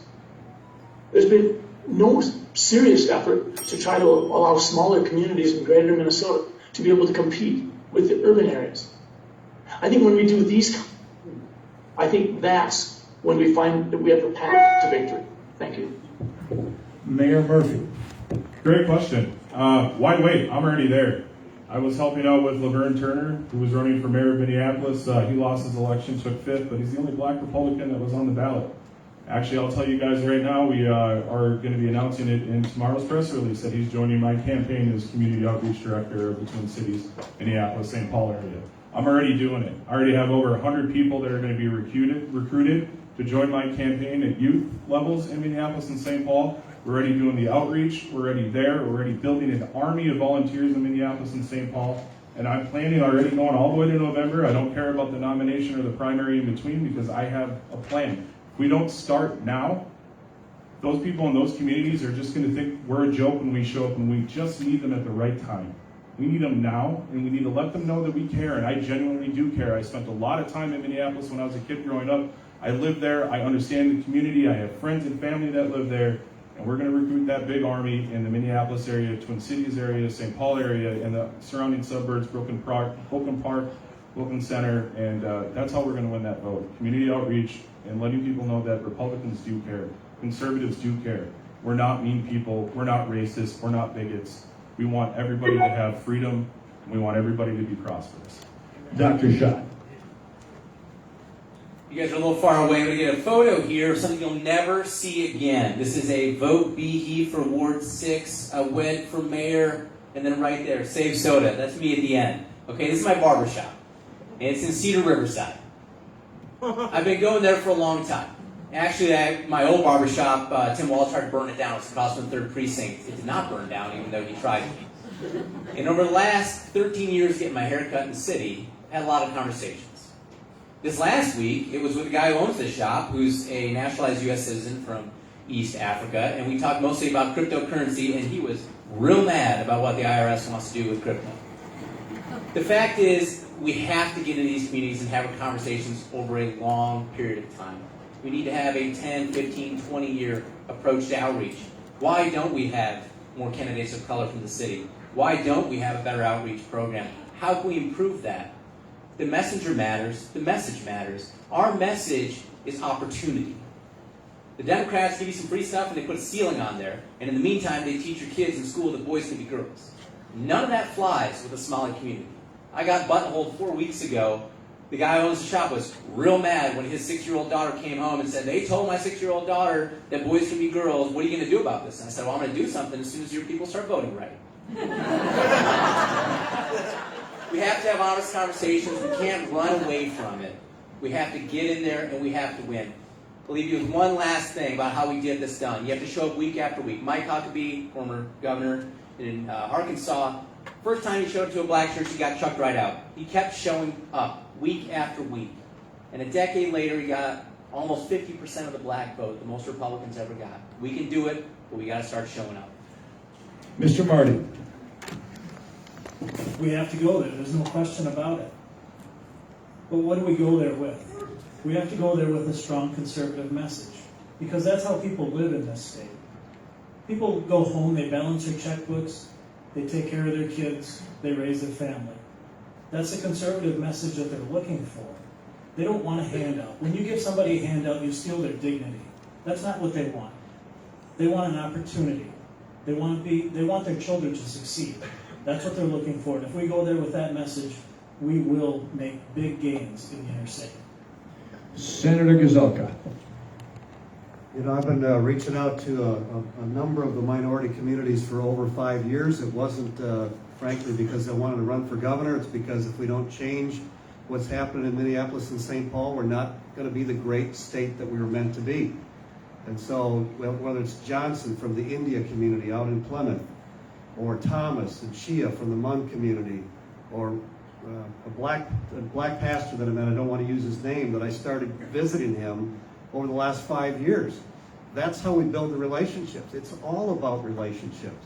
So if they come now as a governor candidate, it's a little late. I want to tell you that the black pastor that I met, big church, wanting to know what we're going to do about this police accountability. We talked about all the issues because I had to pass some police accountability measures while defending the police. And after about the third visit, he said to me, you know what?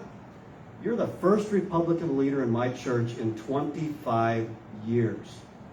And then he said, the Democrats have been promising the same thing for 25 years and they haven't done a thing. He had a card showing that. And so I said, what can I do to make a difference? He said, help us find jobs. So it's not always a government solution. And so because I've been building relationships with the blue-collar unions, I linked one of those leaders with this pastor to form a pipeline of jobs that they could have right away that could be up to 6-figure income. That's building relationships. Victor from the Latino, he's a pastor in the Latino church down there. He called me up when there was chaos everywhere. They had to band together 100 of their folks, arm them, and protect some of the businesses and the blocks because there weren't enough police around. We had a relationship so that we can talk about what's actually happening. That's how we reach Minneapolis. That's how I'm going to reach Minneapolis. All right. So this past week, the count of murders in Minneapolis reached the level from 2016 for the entire state of Minnesota. Carjackings are up from 2016. Carjackings are up by a factor of 4. Of course, we had riots, which, among other things, took out the pharmacy I've been going to for 25 years. Now it's personal. What can you, as governor, do to address the wave, the epidemic, the tsunami of crime that we're having in this state, especially in the cities? We'll start with Senator Jensen. Again, first we have to acknowledge the problem before we can fix it. And a big part of the problem is the local leaders in Minneapolis and St. Paul and some of the urban areas. The Minneapolis City Council seems hell-bent on competing in the Stupid of the Year award. Fact of the matter is, we need to have cops in the streets. We need to realize that police departments are going through reform efforts all the time, whether you're a school or a medical clinic or a hospital or a police department. Reform is an ongoing activity. Incarceration has to be a tool for deterrence. When we have prosecuting attorneys and judges across the state willing to plea bargain from 8-10 years down to a few months, this is a huge problem. And this isn't just a Minneapolis problem. This is a Minnesota problem. Minnesotans are getting stuck with the tab for rebuilding Minneapolis. What does that mean? Well, I think it means the governor has to use his bully pulpit to make certain that Minneapolis and St. Paul understand that decisions have consequences. I don't know that Governor Walz has really gotten that message across. Autonomous zones are more than just a blight. Autonomous zones are an insult to any law-abiding American. We need and we deserve to have our elected officials engage these issues and have those hard, tough, honest conversations. Lawlessness is like a poison that's been unleashed on our land. And it isn't just about the 3rd precinct building burning down. That was bricks and mortar. But when that building went down, there was the spirit. There was a spirit of goodness, genuineness, and authenticity in police trying to do their best. There was a spirit that was dashed. Some of those police men and women who worked in that building were told in advance, you might want to take those mementos off the wall because they may not be here tomorrow. This was categorically one of the most foolish and destructive decision-making processes that we have seen Governor Walz in. He did not lead. He ran. And even journalists on TV were saying, where is our governor? Senator Jensen, you're a little over time, but thank you very much for your response. We'll go to Mayor Marty. Murphy. It's okay. I stopped the first. Mayor Mike. Mike's fine. He's going to hit me with Mayor. It's totally cool. I got a question. Where the hell is Governor Walz, right? The city, the residents of Minneapolis have been sending them letters to hand in Lieutenant Governor Flanagan, all unanswered, just canned response. The Minnesota State Patrol and the National Guard are not to be used as a replacement for a qualified police department, is what it said. Meaning that he will not send in the National Guard or the State Patrol to help secure and bring law and order to the streets of Minneapolis. That's insane. He's the governor of the entire state, and he has to be there when the people are asking for help. I have a law enforcement background. I know what it takes to do that. I'm doing it in my city right now. That's why when we had the looting and the riots during George Floyd come to my community, because it spread when you had bad actors were trying to take advantage, we made sure that we had enough cops on the streets and everybody was arrested. That's what we need to do.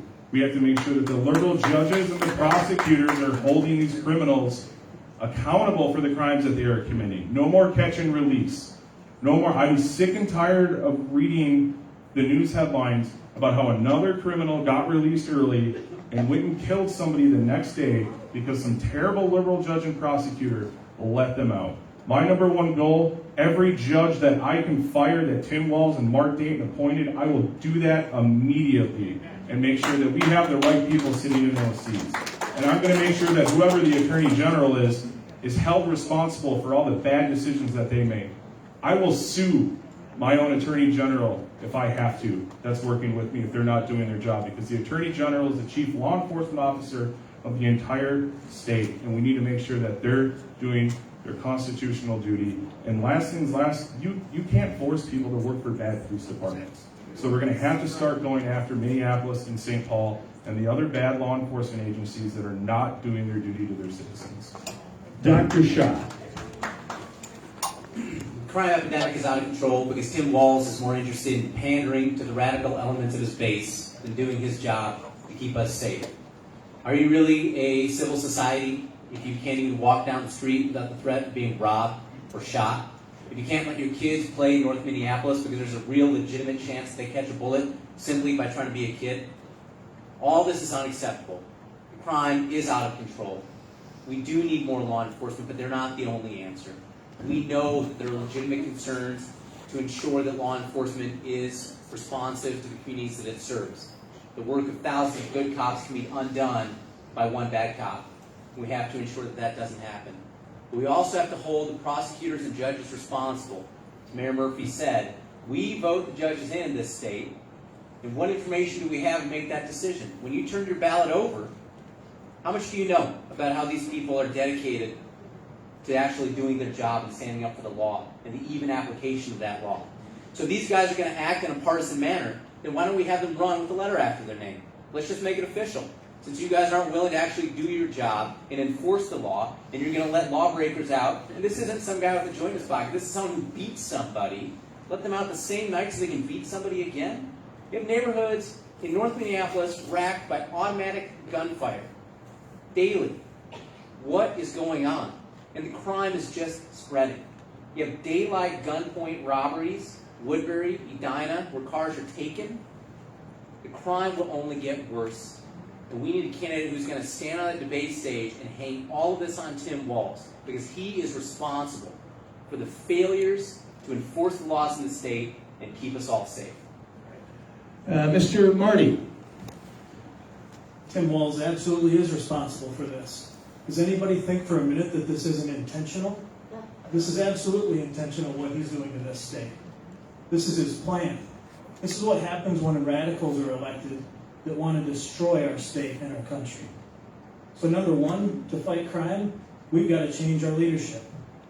Number two, if you're doing a crime, you need to get arrested, detained, and you need to go to jail for it. It's that simple. These aren't complicated things. We've had police for centuries. We need to bring them back. I'm from outstate Minnesota, and I can tell you right now, outstate Minnesota is not real interested in paying for rebuilding Minneapolis. It's not something that we really think is a great idea. But we are willing to help as long as Minneapolis gets serious about its crime and starts taking care of its own problems. Senator Gazelka. The death of George Floyd was on a Monday. By Friday, 1,500 businesses were damaged or destroyed. And I went into the basement of the Capitol where all of the troops, the police, the conservation officers were all gathering to gear up to finally take the streets back, and thanking them for what they're about to do. Frankly, the person that wasn't there was the governor, and they went out, but they were not allowed to do their job. So that was finally Friday night, where for the second time I texted the governor and said, "Where are you?" And then I called the White House and said, "You guys are going to have to act, because he will not move." And finally, on Saturday, the National Guard and all of the police came together, held the curfew, and began to take the streets back. But that was solely Tim Walz that created this thing all across the entire country. So what do we need to do? We need to have more police on the streets. Minneapolis and St. Paul, they have a huge drop in the number of police they have. If the cities won't do it, we can make them do it through local government aid. If that doesn't work, we can put more money into Hennepin County and Ramsey County, but we need more police. Plus, the governor can use the highway patrol, but I would work with the highway patrol, not against them. What do they think we should do? That's what we should do there. And if we need to, bring in the National Guard. That's just one part of the problem. Number two, prosecutors are not prosecuting. Attorney Choi, I cannot believe, I've done ride-alongs with police. They allow the criminal to go away, to just keep driving. No lights on, blowing through red lights. They don't even prosecute them. And if they find a gun, they can't confiscate it because they have a concealed carry, a permit to carry, because the judges didn't give them a felony. They just plead it down. And so they're carrying guns legally. I mean, the whole system is a mess, and it's going to take strong Republican leadership to take our streets back. There's a reason why the Highway Patrol have endorsed me for governor. There's a reason why the chiefs of police are giving me their endorsement this week. There's a reason why the Minnesota Peace and Police Officers gave me their Legislator of the Year award in June. Thank you. Senator Benson.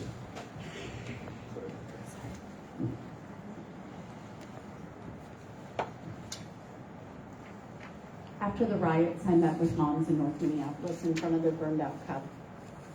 You know what they were doing in the chaos? They put their kids in the middle of their house and they were texting the police, saying there are people in our neighborhood we don't recognize. You know why? Because they know to be safe, they need police. You know it. They know it. The left won't acknowledge it, but we all know in our hearts it's true.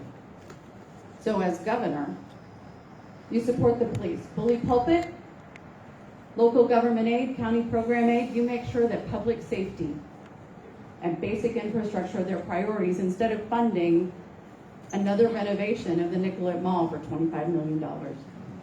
Hold them accountable. Secondly, prosecutors can use prosecutorial discretion. You know what they shouldn't do? They shouldn't just waive parts of the law altogether, like Freeman did in Hennepin County. You can spit on a cop and he's not going to do anything about it. That's wrong.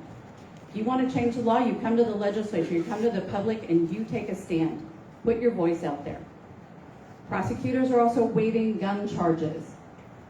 So I drafted a bill, it's in the hopper right now, to raise to a felony straw buyer from a gross misdemeanor to a felony, $10,000 fine, so prosecutors have a harder time waiving it. So, judges, governors appoint judges. Tim Walz appointed a judge that took a 365-day sentence, knocked it down to 89 days, and that person walked into a bar in St. Paul and was part of a shooting where 14 people went to the hospital. So we support the police, we empower prosecutors, and we appoint judges who enforce the law as written. So this earlier this month, elections in Virginia hinged heavily on parents being outraged at the goings-on in the education system. CRT, teaching of all sorts of things that verge on pornography, fear-mongering over COVID, climate, guns, and so forth and so on. So really a two-part question. What is your message to parents in Minnesota when there is growing concern around CRT and everything else being taught in schools? What can we learn from Virginia? And what can you as governor do to rectify this wrong? We'll start with Mayor Murphy. Yeah, that was a great victory in Virginia. Glenn Youngkin, the Republicans, I'm proud of them for what they did. More importantly, I'm proud of the people in their state for actually showing up and voting, and that's what we need in 2022. We need our parents to stay mad and upset and angry and involved and take their school boards back and take our state back with us. That's how we're going to win in 2022. But critical race theory, indoctrination, whatever brand that they want to call it next week or the week after, once they start changing the name of the same program that's going on for years and years and years, has to come to an end. We have to get back to teaching our children the basics. Reading, writing, math, civics. Where's the Constitution taught at in our classrooms again? Where's American exceptionalism? Where is making America great in there? Because this country is great. We're the greatest social experiment in the entire planet. We have to keep that going, and we have to let our students know that freedom and prosperity is in this country. There is no hate. There is no division. Racism is bad. The entire gambit of the educational system needs to be changed. We also have to hold the bad teachers accountable, ladies and gentlemen. They want to hold police officers accountable. We need to start holding teachers accountable. And if that means removing the teacher tenure to do that and start firing the bad teachers, then that's what we have to do. We have to have choice. We have to have school vouchers. We have to promote homeschooling. We have to have all of the programs for everybody. Parents make the best decision. Families make the best decision for their families and their students. And that's what we need to enforce in our state, in our communities. And that's exactly what I do as governor, is stand up to the radical left. Education Minnesota teachers unions. We all know Tim Walz is just a mouthpiece for the teachers unions. We have to stand up to the machine and start fighting back. Let the record show that while Governor Walz will not send in the National Guard to enforce order, I will. Please hold your response till the end of the question. Dr. Shah. Nobody wants to ride with Ryan anymore, so. Critical race theory is racism. Let's be honest about what it is. We cannot allow this racism in our schools. It has no place in civil society. What was becoming rapidly a colorblind society in this country saw racism resurrected for political ends by Barack Obama. And they haven't stopped since. The teachers' unions wants your kids to divide people based on the color of their skin, not the content of their character. That's not the America my parents came to. It's not the America that I'm going to raise my children in. And the teachers' unions are completely beholden to this Marxist, racist concept that America is anything but the greatest country, the most equitable and prosperous country that humans have ever created. Tim Walz and the radical left will continue to funnel money towards programs to take away your choice as parents. How about we put that choice back in your hands? How about the dollars follow the kid? So regardless of what's happening in their school, you have choices. You can be funded to homeschool, parochial, private. We know what the policy prescription is here, and the time is right. The schools are failing kids in North Minneapolis. The teachers' unions don't care about those kids at all. Not one bit. And they'll leave those kids to rot in failing schools, taught by failing teachers. I want to give those parents a choice. I want to give all of you a choice. We made the difficult decision this year to pull our kids out of public school.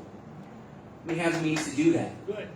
But where is that opportunity for all Minnesotans? They all deserve the right to choose the best education for their kids. The schools are the battleground of the future. And it's time we took that battle back and taught our kids that America is the greatest country and that your education will teach you some actual things, not how to divide. Mr. Martin. Empowering parents is key. School choice is key. And I mean real school choice, where you get to take your children wherever you'd like. Maybe even homeschooling. Why can't you get a voucher just to homeschool your own children? That would maybe make the difference between people homeschooling or sending them to a private or a public school. It also requires us all to be parents. I have 4 children. We have kids all the way from elementary to college right now. I know what this feels like. This is absolutely insane.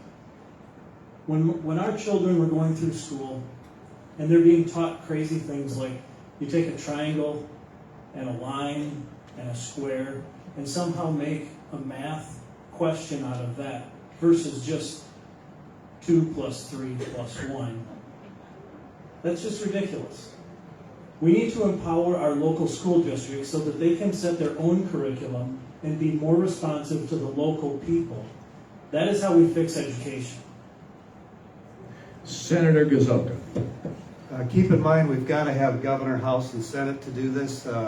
Without a doubt, if you think about what kids are learning today, and if they graduate and they leave school and they don't know that they're citizens of the greatest country in the world, we fail. We fail. And so we've got to fight for our kids. There's nothing wrong with talking about our flaws, nothing wrong with it at all. But what about all the many triumphs in America? That's how you get a better picture of who we are. And they're not getting the triumphs. And we had to fight to get a 2-year delay on the education social studies standards because they want to not talk about George Washington, World War I, World War II, the Holocaust. So then it comes down to if you don't know any idea where you came from, you have no idea where you're going. And so you have kids that would say that the American flag is a racist symbol. And you go, how in the world did this happen? So as governor, having the House and Senate, absolutely we need to have more choice for our kids. That's why you have many people leaving the public schools, kids going to Christian school or homeschool because they don't feel like they're getting good civics. We need the public school to be successful, so we have to be able to rein some of that attitude in because it is not helping. It is not helping at all. And so school choice is a big deal. Our minority communities are asking for it now. They're saying, look, our schools in Minneapolis and St. Paul are failing. They're now standing with us at press conferences saying, we need choice, and we're going to give it to them. Senator Benson. Thank you. Parents are the primary educators of their children. You start with that.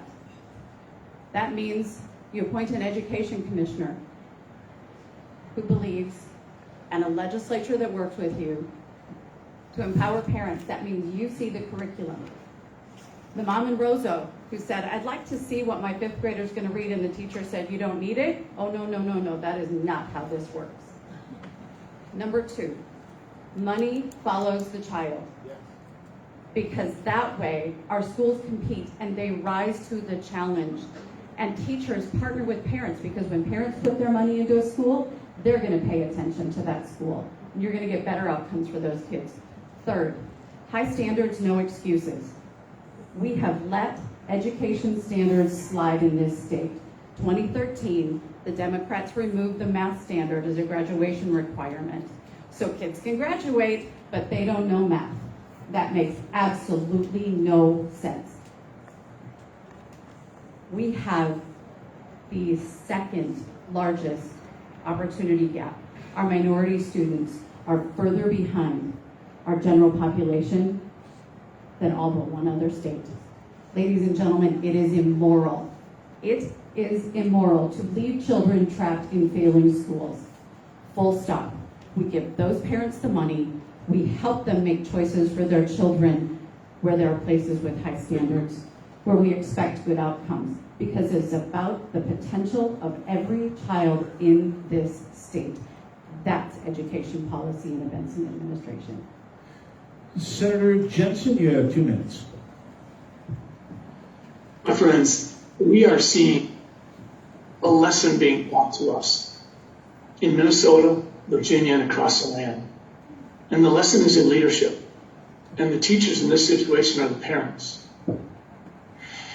Many people were surprised with the Virginia results. Many people in Minnesota were not. Because they saw the mama bears and the papa bears, they saw the parents and the grandparents leading on these questions. In Minnesota, a cookie cutter approach doesn't work.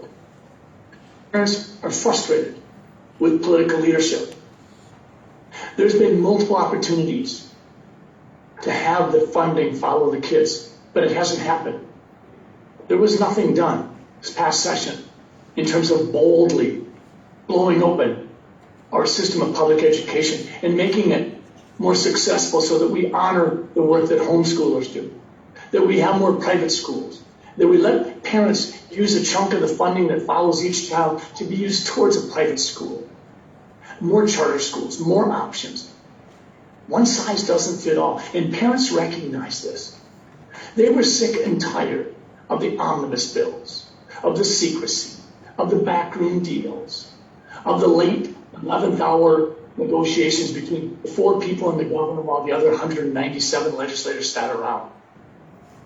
They took this energy to Virginia, and they gave us all hope. This is an absolute success for the parents of Minnesota who rolled up their sleeves. And in Northeast, South, and West, they met, they went to their school boards. Their school boards, in some situations, were receptive, and in many were not. They found the FBI involved. They persisted. We owe a debt of gratitude to the parents because the funding should follow the kids. Critical race theory is wrong. We have got to allow local control to take over as much as possible. But on this one, parents told us what they thought of political leadership versus real leadership, which is truth-telling, and which is resisting groupthink, and which is being unflinching and speaking for all voices. And you are over time, Senator Jensen, Benson? All of you Bensons? No. Jensen, sorry about that. When you hear the ding, that's your cue. Just, by the way, you did a great job remotely. It's not easy talking to a screen, let me tell you. So, we had someone in the audience point out that their job is on the front line as an ER registered nurse. Wondering what the governor can do to protect that job, given the mania for mandates that's coming down from D.C. So the question is, as governor of Minnesota, what will you do? What could your stance be regarding rather federally mandated vaccinations, mandates, and the like? I will start with Dr. Shaw. As governor, you can stand up to the Brandon administration and say, we will not permit your unconstitutional orders to have any sway in this state. You can say that we are a health freedom sanctuary state and that you have no purview over us. Now, on a technical aspect, the state has all the police powers. You would think that the federal government would know that they can't actually have a vaccine mandate, but, you know, they're not one to follow the law. So there's that. On a state battle, what can you do? The government can be a cheerleader. We can say, hey, here's this tool. Use it if you want. Here's some data. Make your own decisions. Tim Walz and the radical left are allergic to you actually making decisions about your own health. This isn't about a vaccine. This is about control. Instead, the government should be defending your individual freedoms and liberties. That's right. The first thing we did as a campaign was go to health freedom rallies all around the state. And there we found healthcare workers who had been on the front lines saving people from COVID, and they were about to be discarded. Why? Because they wanted to make their own decisions about their body. And now, what does this administration want to do? They want to push these decisions onto your kids. They want to take away your rights as parents to decide what's in your best interest. Your health decisions are no one's business but your own and your physician. And that's how it should be. And as governor, I will ensure that the government does not intrude on your rights to decide what happens to your body when it comes to your health. If you want to get the vaccine, great. Let's provide places to get vaccination. If you don't want to get it, good. You don't need to get it. Tim Walz is pushing a vaccine-only strategy that's killing people. Where are the monoclonal antibody centers all over, like you have down in Florida? Tim Walz does not want you to have control over your body. And thankfully, we have patriots in this room and in this state standing up for health freedom. Thank you. Let's go to Mr. Marty. My wife is an RN at a fairly large clinic in Rochester. You might guess which one. She's at risk of losing her job because she's made a choice that she doesn't want the vaccine. That's her choice. That's all of our choices. That's a basic human right. What you put in your body is your choice. But we have a governor who doesn't understand the 10th Amendment and the power that that brings. That gives him the opportunity to look Biden in the eye and say, no, we are not doing that here. And protecting the citizens of this state. They're going to enforce this through OSHA. Well, that falls under the governor's purview. As governor, I would tell everybody in the Department of OSHA, no. If you even think you're going to enforce this mandate, you will be fired. Period. Senator Gazelka.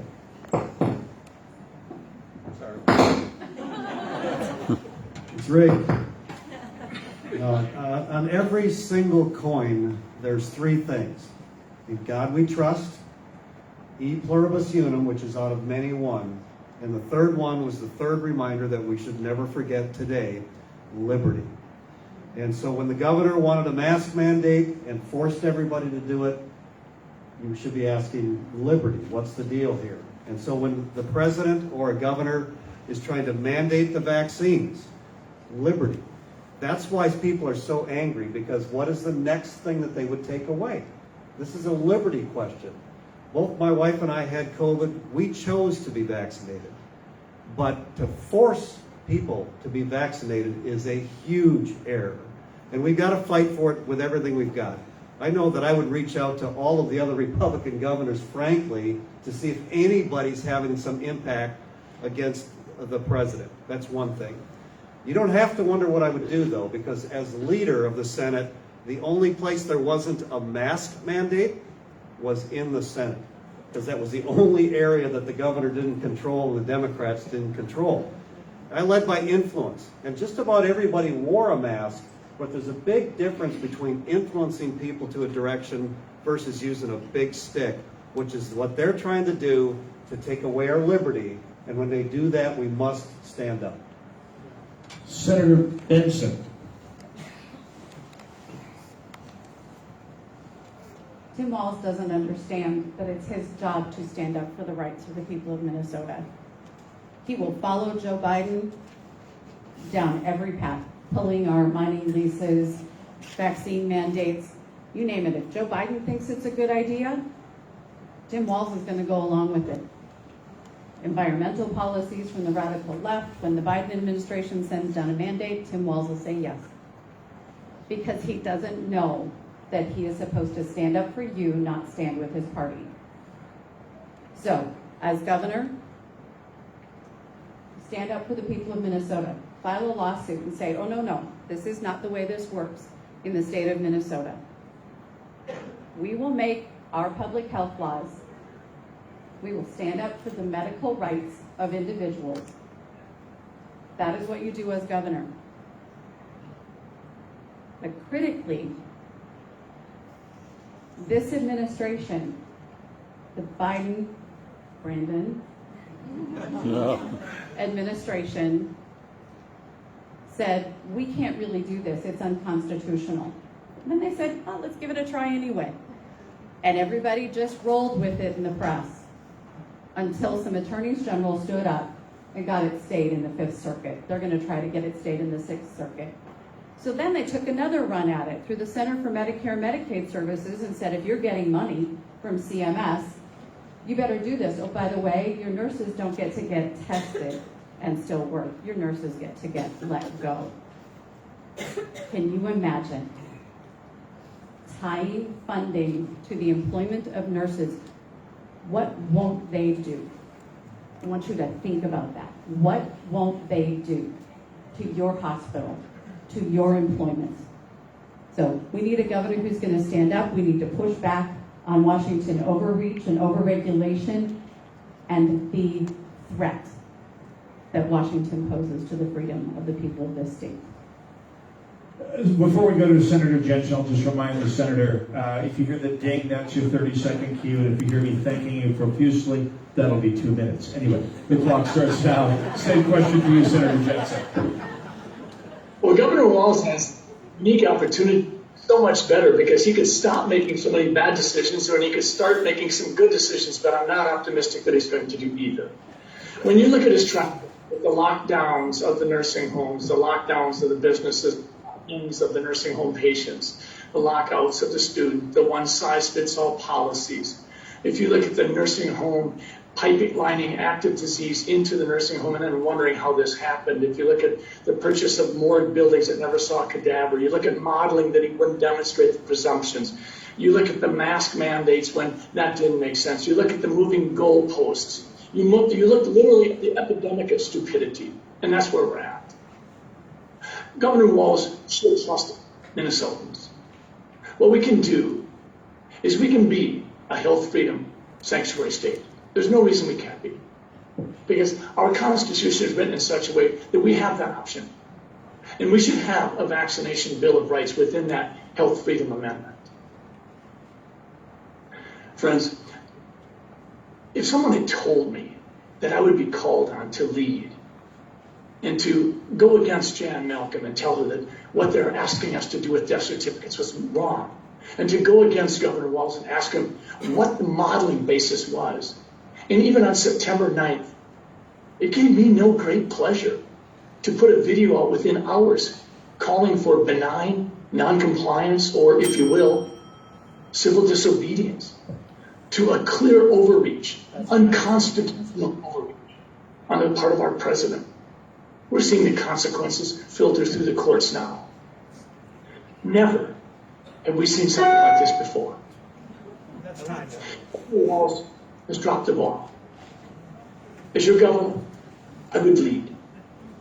Leading isn't easy. I don't want to do this. Thank you very much, Senator. Let's go to... Hey, Doc, you should use the timer on your phone. Mayor Murphy. No, it's incredibly difficult. Great monster boy. A lot of applause. Never in my life did I ever think that we would be here as a nation. My God. Government pushing vaccines upon our children, coercing our children with $200 gift cards, $100,000 scholarship programs, you name it. I mean, it's a joke. I just can't believe it. That's why, as mayor, next week I'm introducing a resolution in my city, making my city a health sanctuary city, banning all vaccine mandates in passports in the city of Lexington. And I'm also working with 4 other mayors in the county commissioner in Anoka County to introduce that into the entire county of Anoka County to ban that. We're going to stand up, and as governor, I'm not going to tolerate it. I don't care what Brandon and Kathleen Conlow want to do to me in our state. We're going to fight back. Health freedom is important. Those decisions are made between you, your doctor, and your God, not your government. Amen. Nobody should be telling you what to put in your body, when to put it in your body. That is your choice. I mean, that is free will. And having the government mandate those types of things upon us is taking our civil liberties, our rights, our God-given rights away from us. And that, I cannot tolerate that. If you want to get the vaccine, that's your choice. I support it. But at the end of the day, we all know people are getting sick and dying who are vaccinated. So do vaccines really work? I'm not an expert in this field, but I can read the facts and I can see the writing on the wall that our government should not be mandating these types of policies, these types of medicines upon its people. It should be focusing on better things like making insulin cheaper and free, things that really matter. Not making big pharma rich, making more pharma billionaires, making more doctors rich, more organizations rich. This has literally been a scandemic to the tune of trillions of dollars upon the American people, and it has to come to an end.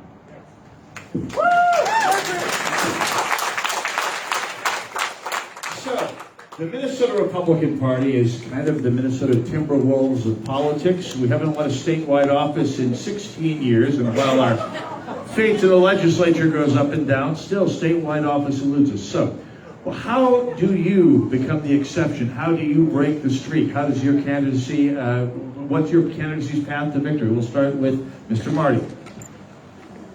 My path to victory is this. First, we go after delegates, seek the endorsement, and then we take the conservative message to the entire state. I'm from outstate Minnesota. I understand how people in outstate Minnesota live, and I also understand how frustrated they are with politics as usual in St. Paul. But I don't think that's a unique idea to just outstate Minnesota. I think that resonates everywhere in this state. That would be my path to victory. But what does that look like? What makes me unique? My number one goal is the reduction of executive power in this state. And I don't mean just the emergency powers, I mean all executive power.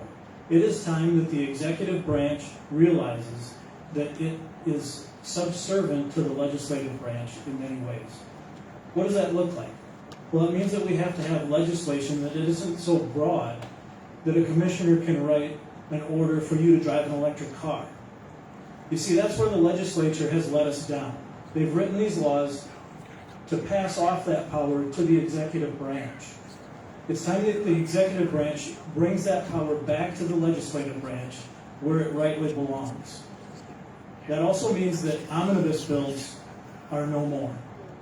We cannot continue to just bundle and bundle and bundle with these deals that constantly sell our children out. That is how I would go. Senator Gazelka. So I'm a conservative that has had to govern with a one-vote majority for most of the 5 years that I've been leader. I went head-to-head against 2 Democrat governors. We never raised taxes. We always protected the Second Amendment. We protected life. We protected the small business owner. We protected the ag community. And frankly, we protected the police from being defunded. And I'll use whatever legal means necessary with how we negotiate and what we do to drive our core principles. But to win, we've got to get more. That's it. We've got to get more. I recruited 2 range Democrat senators to align with us. First time, I think, ever in the Senate history that 2 came over. Democrat leaders on the Iron Range, which is where Marilee and I are from, are publicly promoting me on the Iron Range. So we're going to do better up there. For about 6 or 7 years, I've been developing relationships with the blue-collar unions, the 49ers, pipe fitters, electrical contractors, carpenters union. They're supporting me. I'm not saying endorsing me, but they're supporting me. I will tell you that. And some of those were with Tim Walz on his campaign. That's how we won Cloquet for the first time.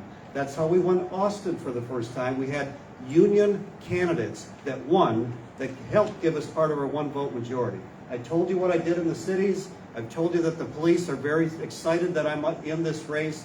And in the suburbs, because I've had to govern with a Democrat House and a Democrat governor, we ended up accomplishing basically being to the right of middle, which is what the suburbs wants. They want to know that you're going to work together.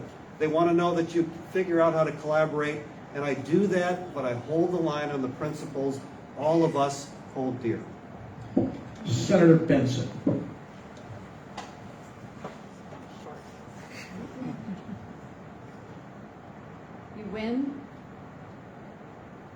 by acting on behalf of the people of Minnesota. The kitchen table issues are what won in Virginia. So, public safety. We've talked about it extensively. People want to feel safe in their homes. We need to acknowledge that public safety is going to be an issue in Minnesota for a while. We need to get our house in order. Education. When Tim Walz shut down schools, my daughter came home from school. She sat next to me while I chaired the Health and Human Services Committee. She got her work done, I got my work done. Families all over this state had their eyes opened to what was in that curriculum, and we need to be their voice. When they know that they are heard, when they know you care about their kids, whether it is greater Minnesota, the suburbs, or our core cities, they're going to be with us. And then we talk about the greatness of Minnesota and where we can go from here. The opportunity that we have because of where we live and who we are, our natural resources, our rising, in the future, rising educational accomplishments. Ladies and gentlemen, we need to be happy warriors again. We need to acknowledge the problems that exist, and we need to cheerlead what is good about Minnesota, what is right with our families. That they have dreams and this is the place. So that's how I'm going to win this election. I am principled, I'm prepared, and I'm electable. Senator Jensen, you're next. 8 months ago, Mary and I launched our campaign with a team of incredible folks. And for the last 8 months, we've gone all over Minnesota and had conversations with so many of you good folks. We've asked the question, what matters? What matters most? And it didn't matter where we were. The answer was the same. You said, we need to win. We need to not cannibalize one another. We need to energize conservatives, and we need to extend our reach. You've helped us do that.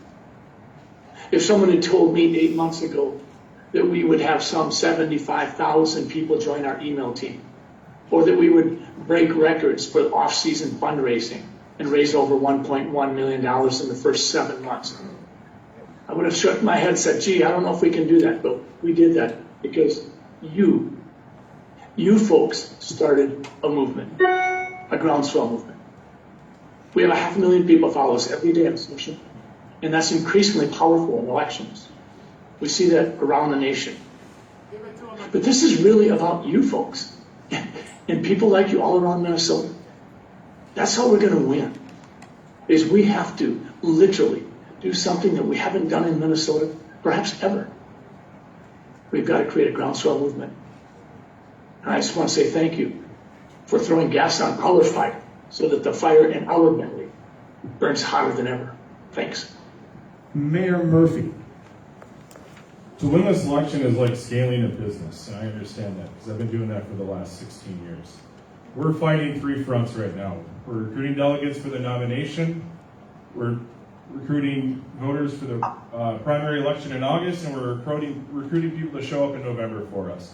And we're scaling that out right now. I'm sure a lot of you in this room perhaps have received phone calls from me and my campaign over the last few days, because we're asking you to join as a delegate. We're asking you to stay involved, to be here, to get on board with the Mike Murphy for Governor campaign.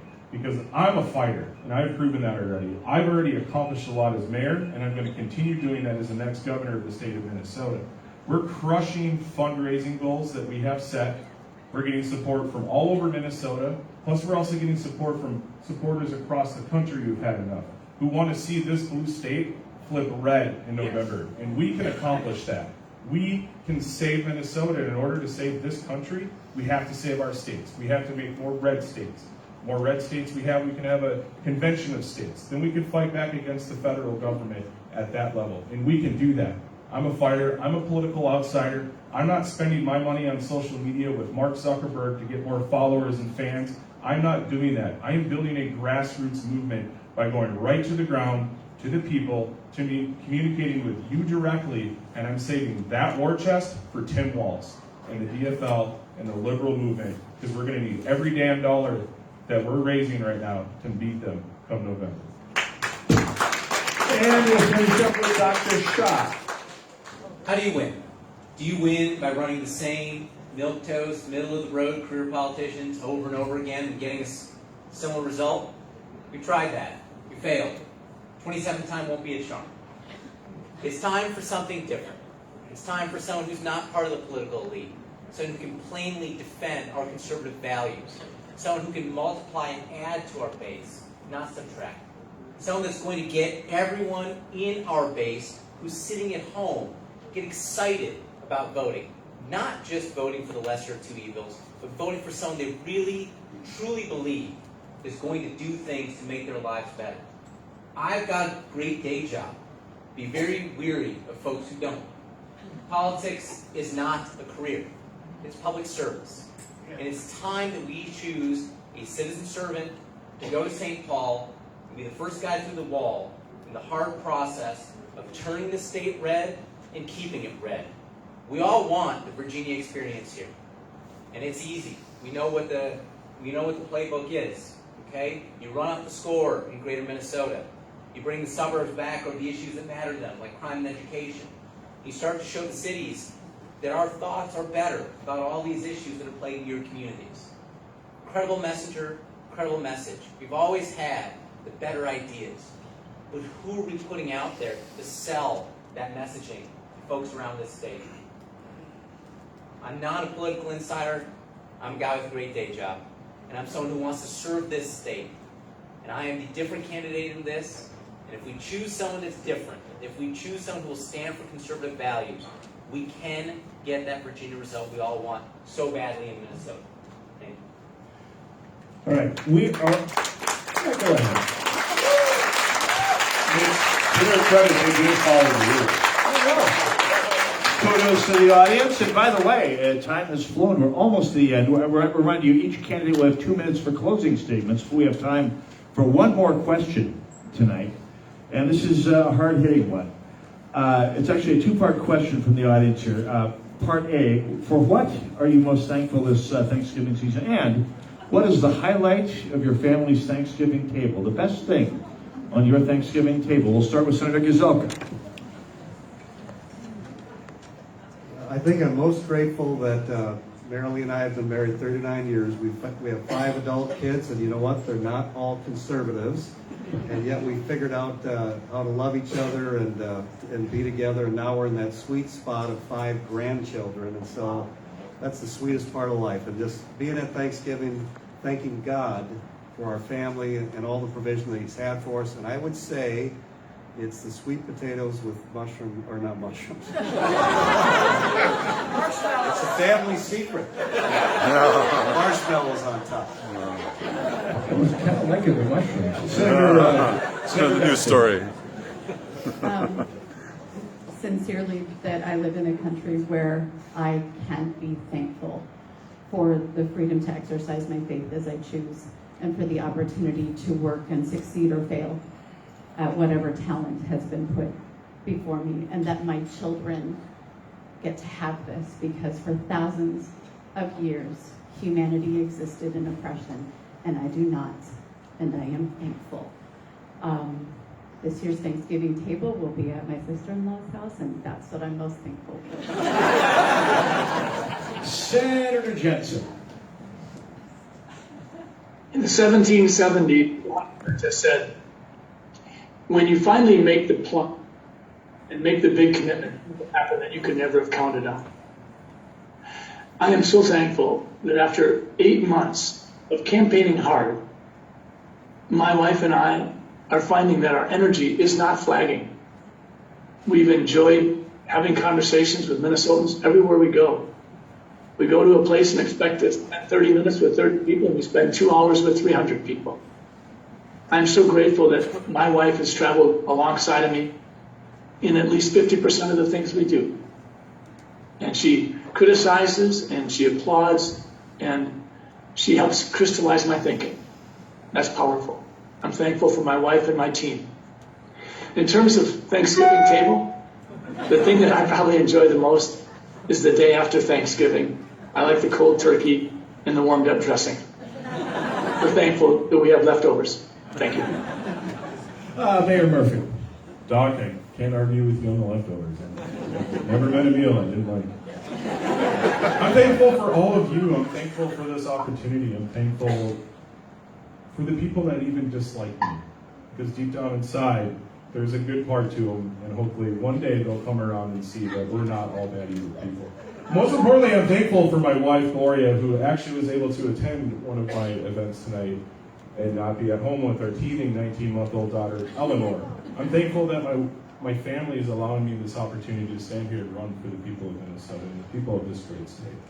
It really means a lot to me. I'm thankful that my city is supporting me behind this endeavor as well, too. There's just a lot to be thankful for, even in light of all the negative and all the bad that is going on in our country right now. We have a lot to be grateful for. And those are the types of things that we need to look at and cherish and lift up and use to win this election in 2022. And we do 3 turkeys every year, 1 smoked, 1 baked, and 1 deep fried. So I'm really looking forward to the trifecta. But I'm just thankful to be with my friends and my family and meeting all these new people across Minnesota. So God bless all of you, and I really hope you all have a really great Thanksgiving. Up next, Dr. Schott. I am thankful for many things. I'm thankful for the fact that I don't have a toothache right now. I'm thankful for the fact that we're inside and there's heating and air conditioning. But I'm most thankful for my wife, Sarah, who's in the back, and the 3 beautiful kids that we have at home. And they're why I'm up here, because they need to have a bright future. They need to have a Minnesota that they can be proud of. They need to have jobs and security. Most importantly, they need to have freedom and liberty. And that's why I'm fighting.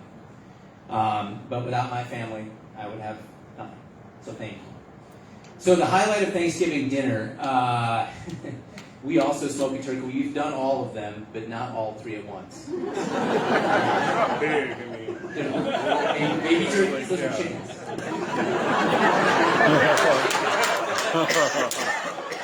So we will smoke a turkey this year and have our entire family over. And I'm also thankful for cranberry sauce that comes out of cans. Mr. Marty. What I'm most thankful for at Thanksgiving is the fact that we live in this great country. It is something to see. It is something to be eternally grateful for. I'm also grateful to my Savior, Jesus Christ, because He paid the ultimate price for all of us.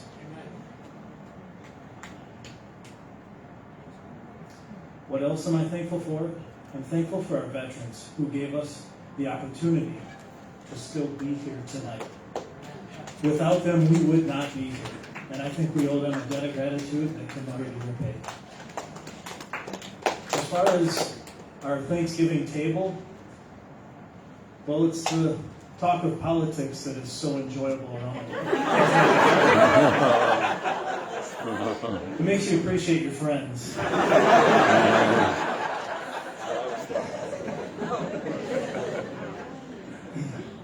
But really, I guess, hopefully this year we can afford Thanksgiving, because unfortunately Brandon has taken us to a place where it's going to take a couple bars of gold to afford Thanksgiving this year. I will be spending all the money I'm told I saved on 4th of July for Thanksgiving. Like 4 cents? That's right. Yeah. 14 cents a head, so I won't spend it all in one place. Anyway, I'd like to thank you all for coming out tonight. By the way, this is not the end of it. There's going to be a few people with a couple things to say after this is done. But we are now down to the closing statements. Each candidate gets 2 minutes to make a closing statement here, and we will continue the round robin for closing statements with Senator Benson.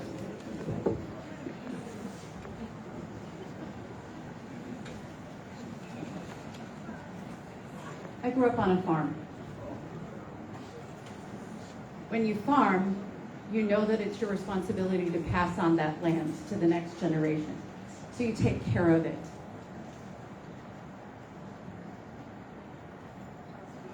We need to pass on a more free and more prosperous Minnesota to our children. We are to be stewards of the freedom that we're given.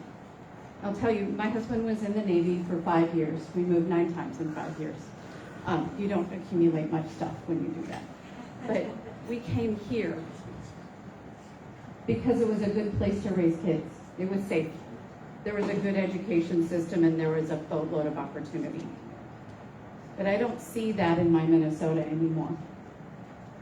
We're sliding. And so my responsibility to my children, to your children, to the children of Minnesota, is to be a steward of what I was given, to be a steward of the opportunity to lead, to be a steward of freedom, to be a steward of opportunity. So I promise you that when I am your governor, I will wake up every day to pass on a more free and a more prosperous Minnesota. But from this day until that day, and with your help, I will work to make Tim Walz a one-term governor. I need your support. Michelle from Minnesota.com. That's Michelle, the number 4mn.com. Thank you for your attention tonight. God bless you. God bless the United States of America. I will allow applause after closing statement. And we will move on to Senator Jensen. When Mary and I made the decision to run, we made a pledge to each other. We were going to be transparent to a fault. Both Mary and I, in the medical profession, she as a veterinarian, me as a physician, have learned the power of being skeptical. It grieves me that patients have become pawns, that in the midst of COVID, so many patients would have the opportunity to have conversations with their physicians about hydroxychloroquine or ivermectin and so many other outpatient therapeutics. The fact of the matter is patients have every right to feel betrayed and abandoned by their physicians. But my wife and I said we were going to resist being siloed in some sort of an echo chamber. We were going to be unflinching. Becoming the most investigative physician in Minnesota was never something that we strove for. We said that we would speak for every voice. We would speak for the... When Senator Gazelka asked me a couple of years ago to speak on behalf of the Senate caucus, and I had a chance to look the cameras in the eyes and say, who are we? Who are we that we think abortion is okay? This is barbaric. When I had the opportunity to learn how powerfully important our Second Amendment rights are, this gave me great gratitude. I definitely think that we need to have constitutional carry and a stand your ground bill. That's going to be part of retrieving public safety. We will have to portray ourselves and become part of the solution to retrieving public safety. As a physician, I've been a champion for my patients, and this time around, my wife and I are looking at you. You know that this isn't my challenge. This is our challenge. But this time around, I beg you, let me be your voice. Thank you. Up next, feel free to applaud.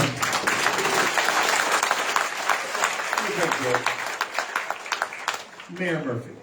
Thank you, Mitch. Thank you for being here and moderating the event tonight. And thank you to everybody who put this event on, all the volunteers. It really means a lot to me, and the hotel for hosting us, and to all of you for showing up. It means a lot. It's great that you're involved, you're active. We need to recruit more. We need more people at these types of events, and I'm really glad that you guys are out here tonight, holding our feet to the fire and holding us responsible for our answers and doing your due diligence to make sure that we're going to be the right choice to be your next governor of the state of Minnesota. I've proven myself already as a mayor. I've done things as a small business owner. I worked in law enforcement. I understand that aspect of our society that we need. I understand what it takes to run a city, a budget, build a budget, make economies work and scale. And that's why I feel like I'm the right choice for this position to be the next governor of the state of Minnesota. We have to have transparent and honest fighting leaders, and I know I'm that person. I will stand on that debate stage with Tim Walz and hold him accountable for everything that he's done to us, our families, and our children every single time I'm in front of him. And I will make sure that you're all representative, that you have a voice in the governor's office in the state of Minnesota. If you want a meeting, come see me. I've spoken to many of you on the phone when you call my phone number, and you know I pick up and I answer, and we have a conversation. And that's what needs to be done. We need to have accountable elected leaders, and you need to know that you can hold them responsible. And I will be that person for you in Minnesota. We're recruiting delegates, we're recruiting volunteers. Come see me and Dustin at the table outside. Get some information about the campaign. If you just want to say hi, I would appreciate that. MikeMurphy4mn.com is the website. Thank you again for all of you being here. Have a great night.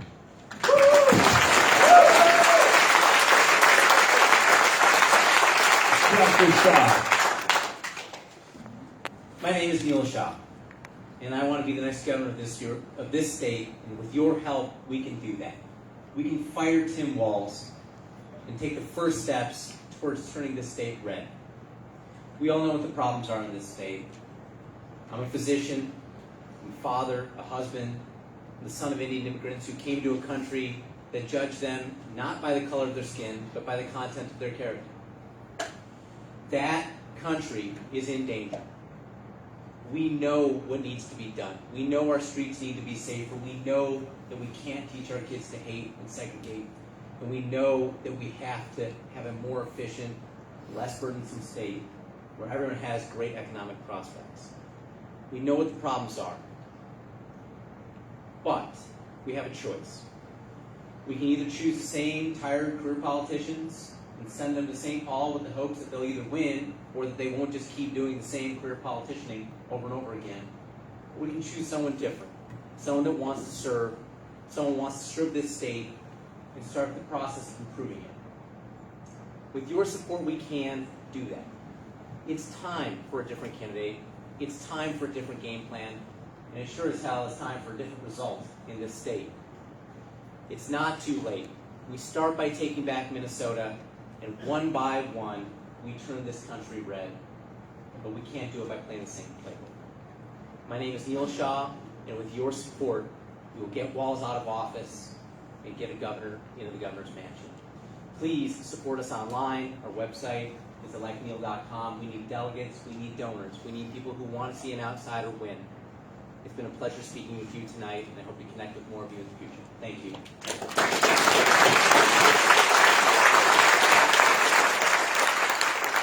Up next, Mike Marty. My name is Mike Marty. I'm a fourth generation Minnesotan. I'm from Casson, Minnesota, a small town by Rochester. I'm not a political insider. I'm not a professional politician. I don't spend hours rehearsing my lines in front of a mirror. I spend my day taking care of my employees, taking care of my family, just like you. I won't treat you with the arrogance of saying that these problems are too big for you to solve. I won't treat you like that. I also will not use your constitutional rights as a pawn to start a political conversation. That is who I am. I'm a simple, plain-spoken person who you can rely on to have an iron spine when it comes to standing up to the left. My name is Mike Marty. Please join my campaign, MikeMarty.com. Thank you.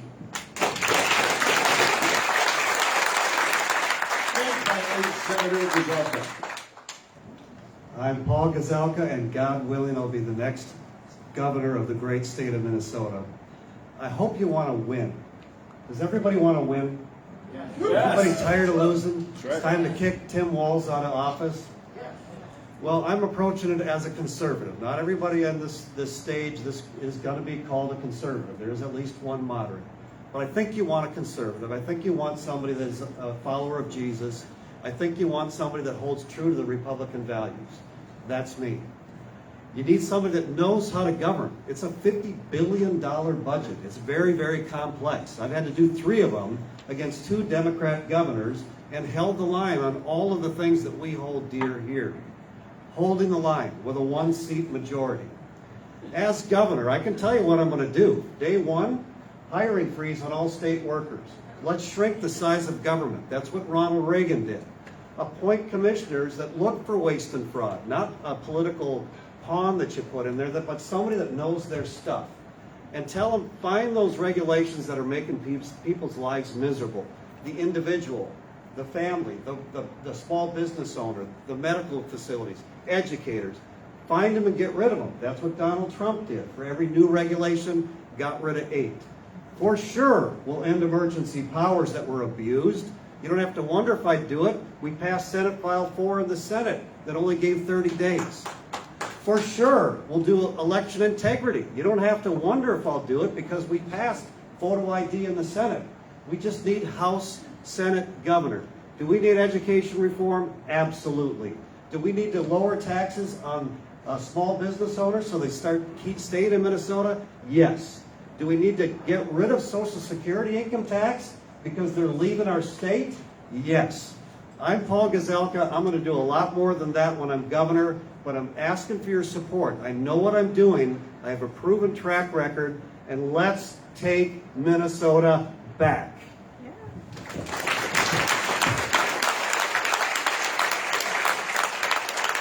Well, thank you all. It's been my pleasure to be your amateur moderator tonight. And with that, I'm going to turn it over to Travis Ekbaum. Thank you very much, Mitch, and thank you very much to all of our candidates. I hope that, yeah, you can applaud.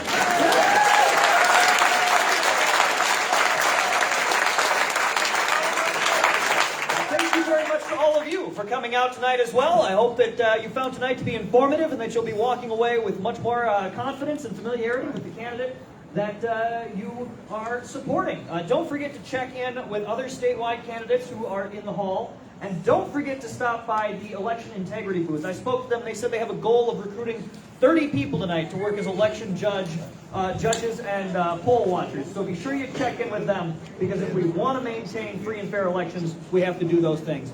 To close us out tonight, we have a new volunteer, exactly the kind of person that we are looking to see more of, hopefully coming out of events like this. It is Delaney Berger, and he is going to give us our convocation, as it were. Thank you. Hey, if you walked out, come back in, because you're going to want to hear this. You're going to want to hear this. This is for all of you over there. Anybody that's just been upset. You wanted to talk, but nobody wanted to listen. This is for you in the center, who have been shut down by big tech, who have been silenced by folks that are more woke than you. This is for the folks down there that are worried about paying their electric and heating bill this winter. This is for you. And let it burn, because it's meant for you. We've got better candidates. We've just witnessed that.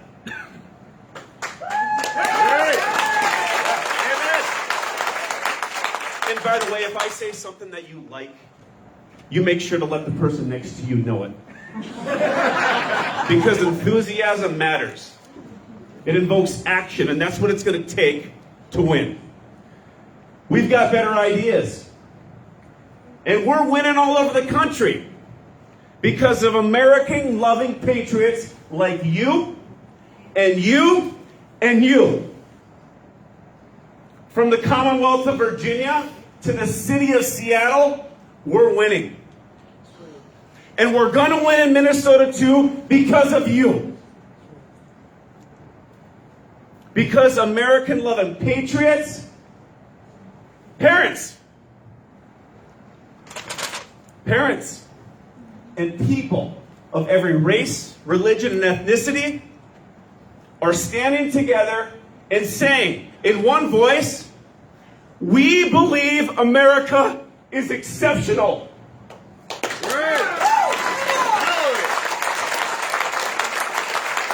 we're going to do our part. We're going to do our part to make sure it stays that way. That's right. People across this great country and state are connecting to the things that are most important to them, and it's fueling them to take action. There's things that are important to them. That's what's fueling it. There are 200 of them right here. 200 of them that decided to actively participate in democracy.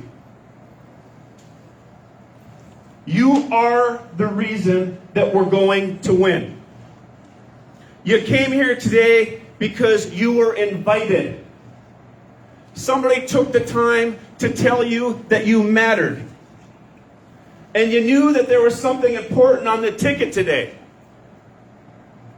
Something that deeply mattered to you was going to be discussed. There are so many, many thousands of Minnesotans out there just like you who want to do more than just show up to vote. They know they got to do that. They're waiting for someone to invite them into the party.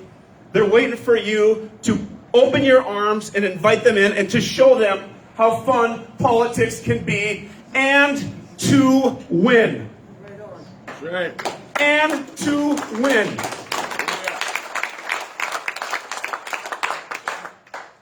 So where do we go from here? How do we get from 200 in this room to 2,000? And how do you go from 2,000 to 20,000? You connect people to the issues and the things on their heart that matter. Because you won't fight a million-man army to protect your kids. You'll do whatever you've got to do to make sure that you can pay your bills. Does your family matter? Is America exceptional? It is depending on you, and every one of you in this room was born for this moment. Step one.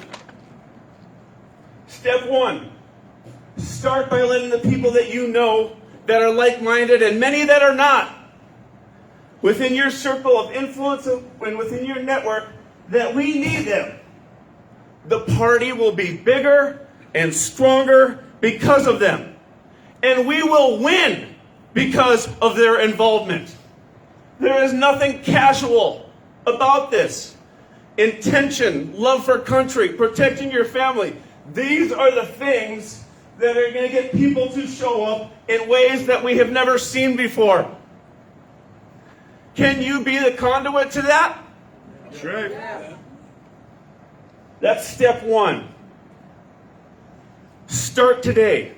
Email them, call them, message them, invite them to breakfast, lunch, dinner, have cake with them, bake them cookies.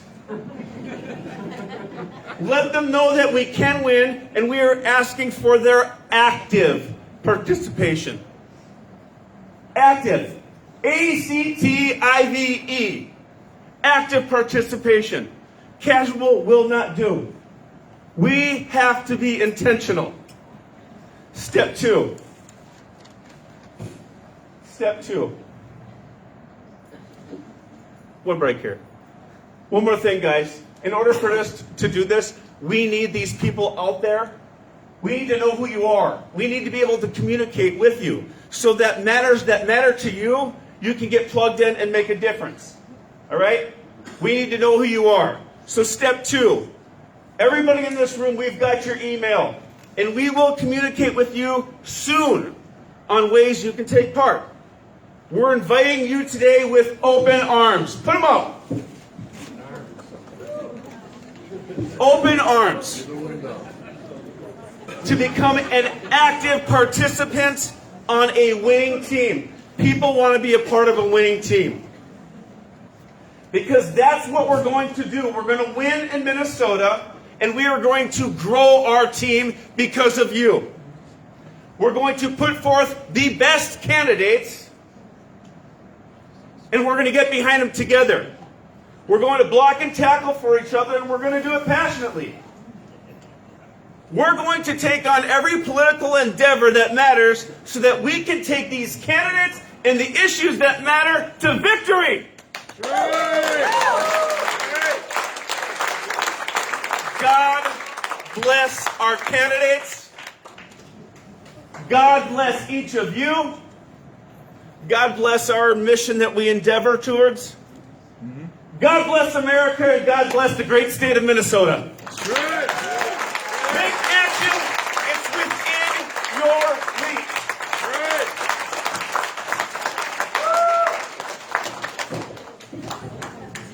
You guys can go now, but remember, November 17th is met with action.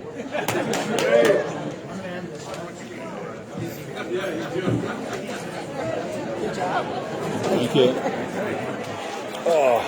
I know you're feeling stiff. Yeah. So how are you feeling about the election? I'm feeling great. You're out there with Paul and... Yes. Yeah. I'm back in the studio. It's good.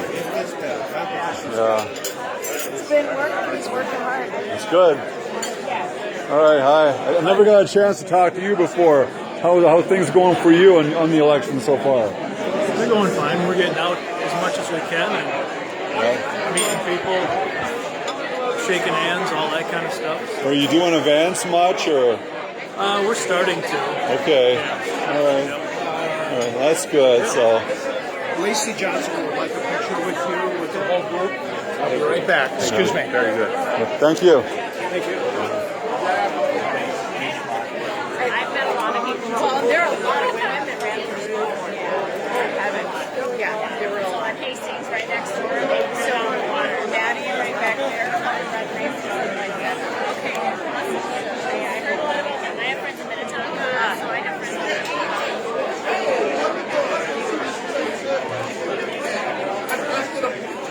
Get them together before they leave. I know, baby. I'm here. You did good, Lacey. Hey, thank you, sir. Yeah, thank you. Thank you, press. Yeah. Hey, good to see you. Are we doing a picture? Are we doing a picture? Can I meet? Introduce you to Chloe? Sure. Just trying to get through here.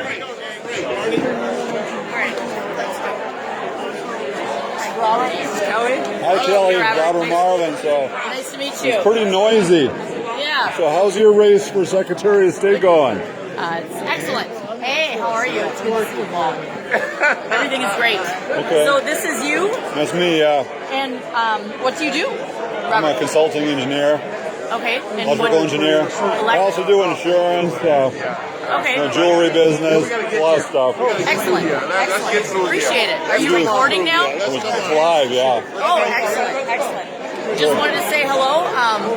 We're glad that you're here. All right, thank Awesome. you. Have a great night. We want you to replace Steve Simons. That'd be great. Steve Simons is bad, yeah. We need to do that.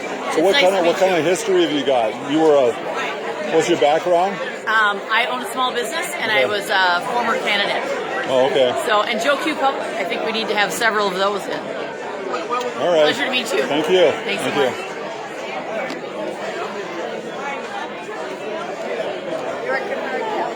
Absolutely. Hey, how are you? It's good to see you. I get a hug. Can you believe it's just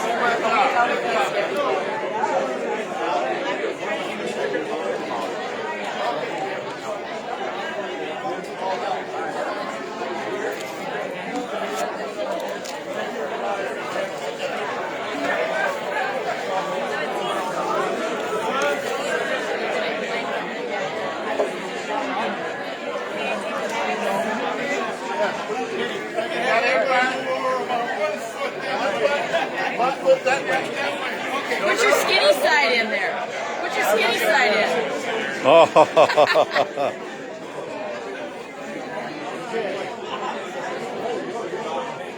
All right, here we go. This one. Everybody look at the black camera first. There we go, right here. Hang on. Hang on. Smile, say Goldie. One more. All right.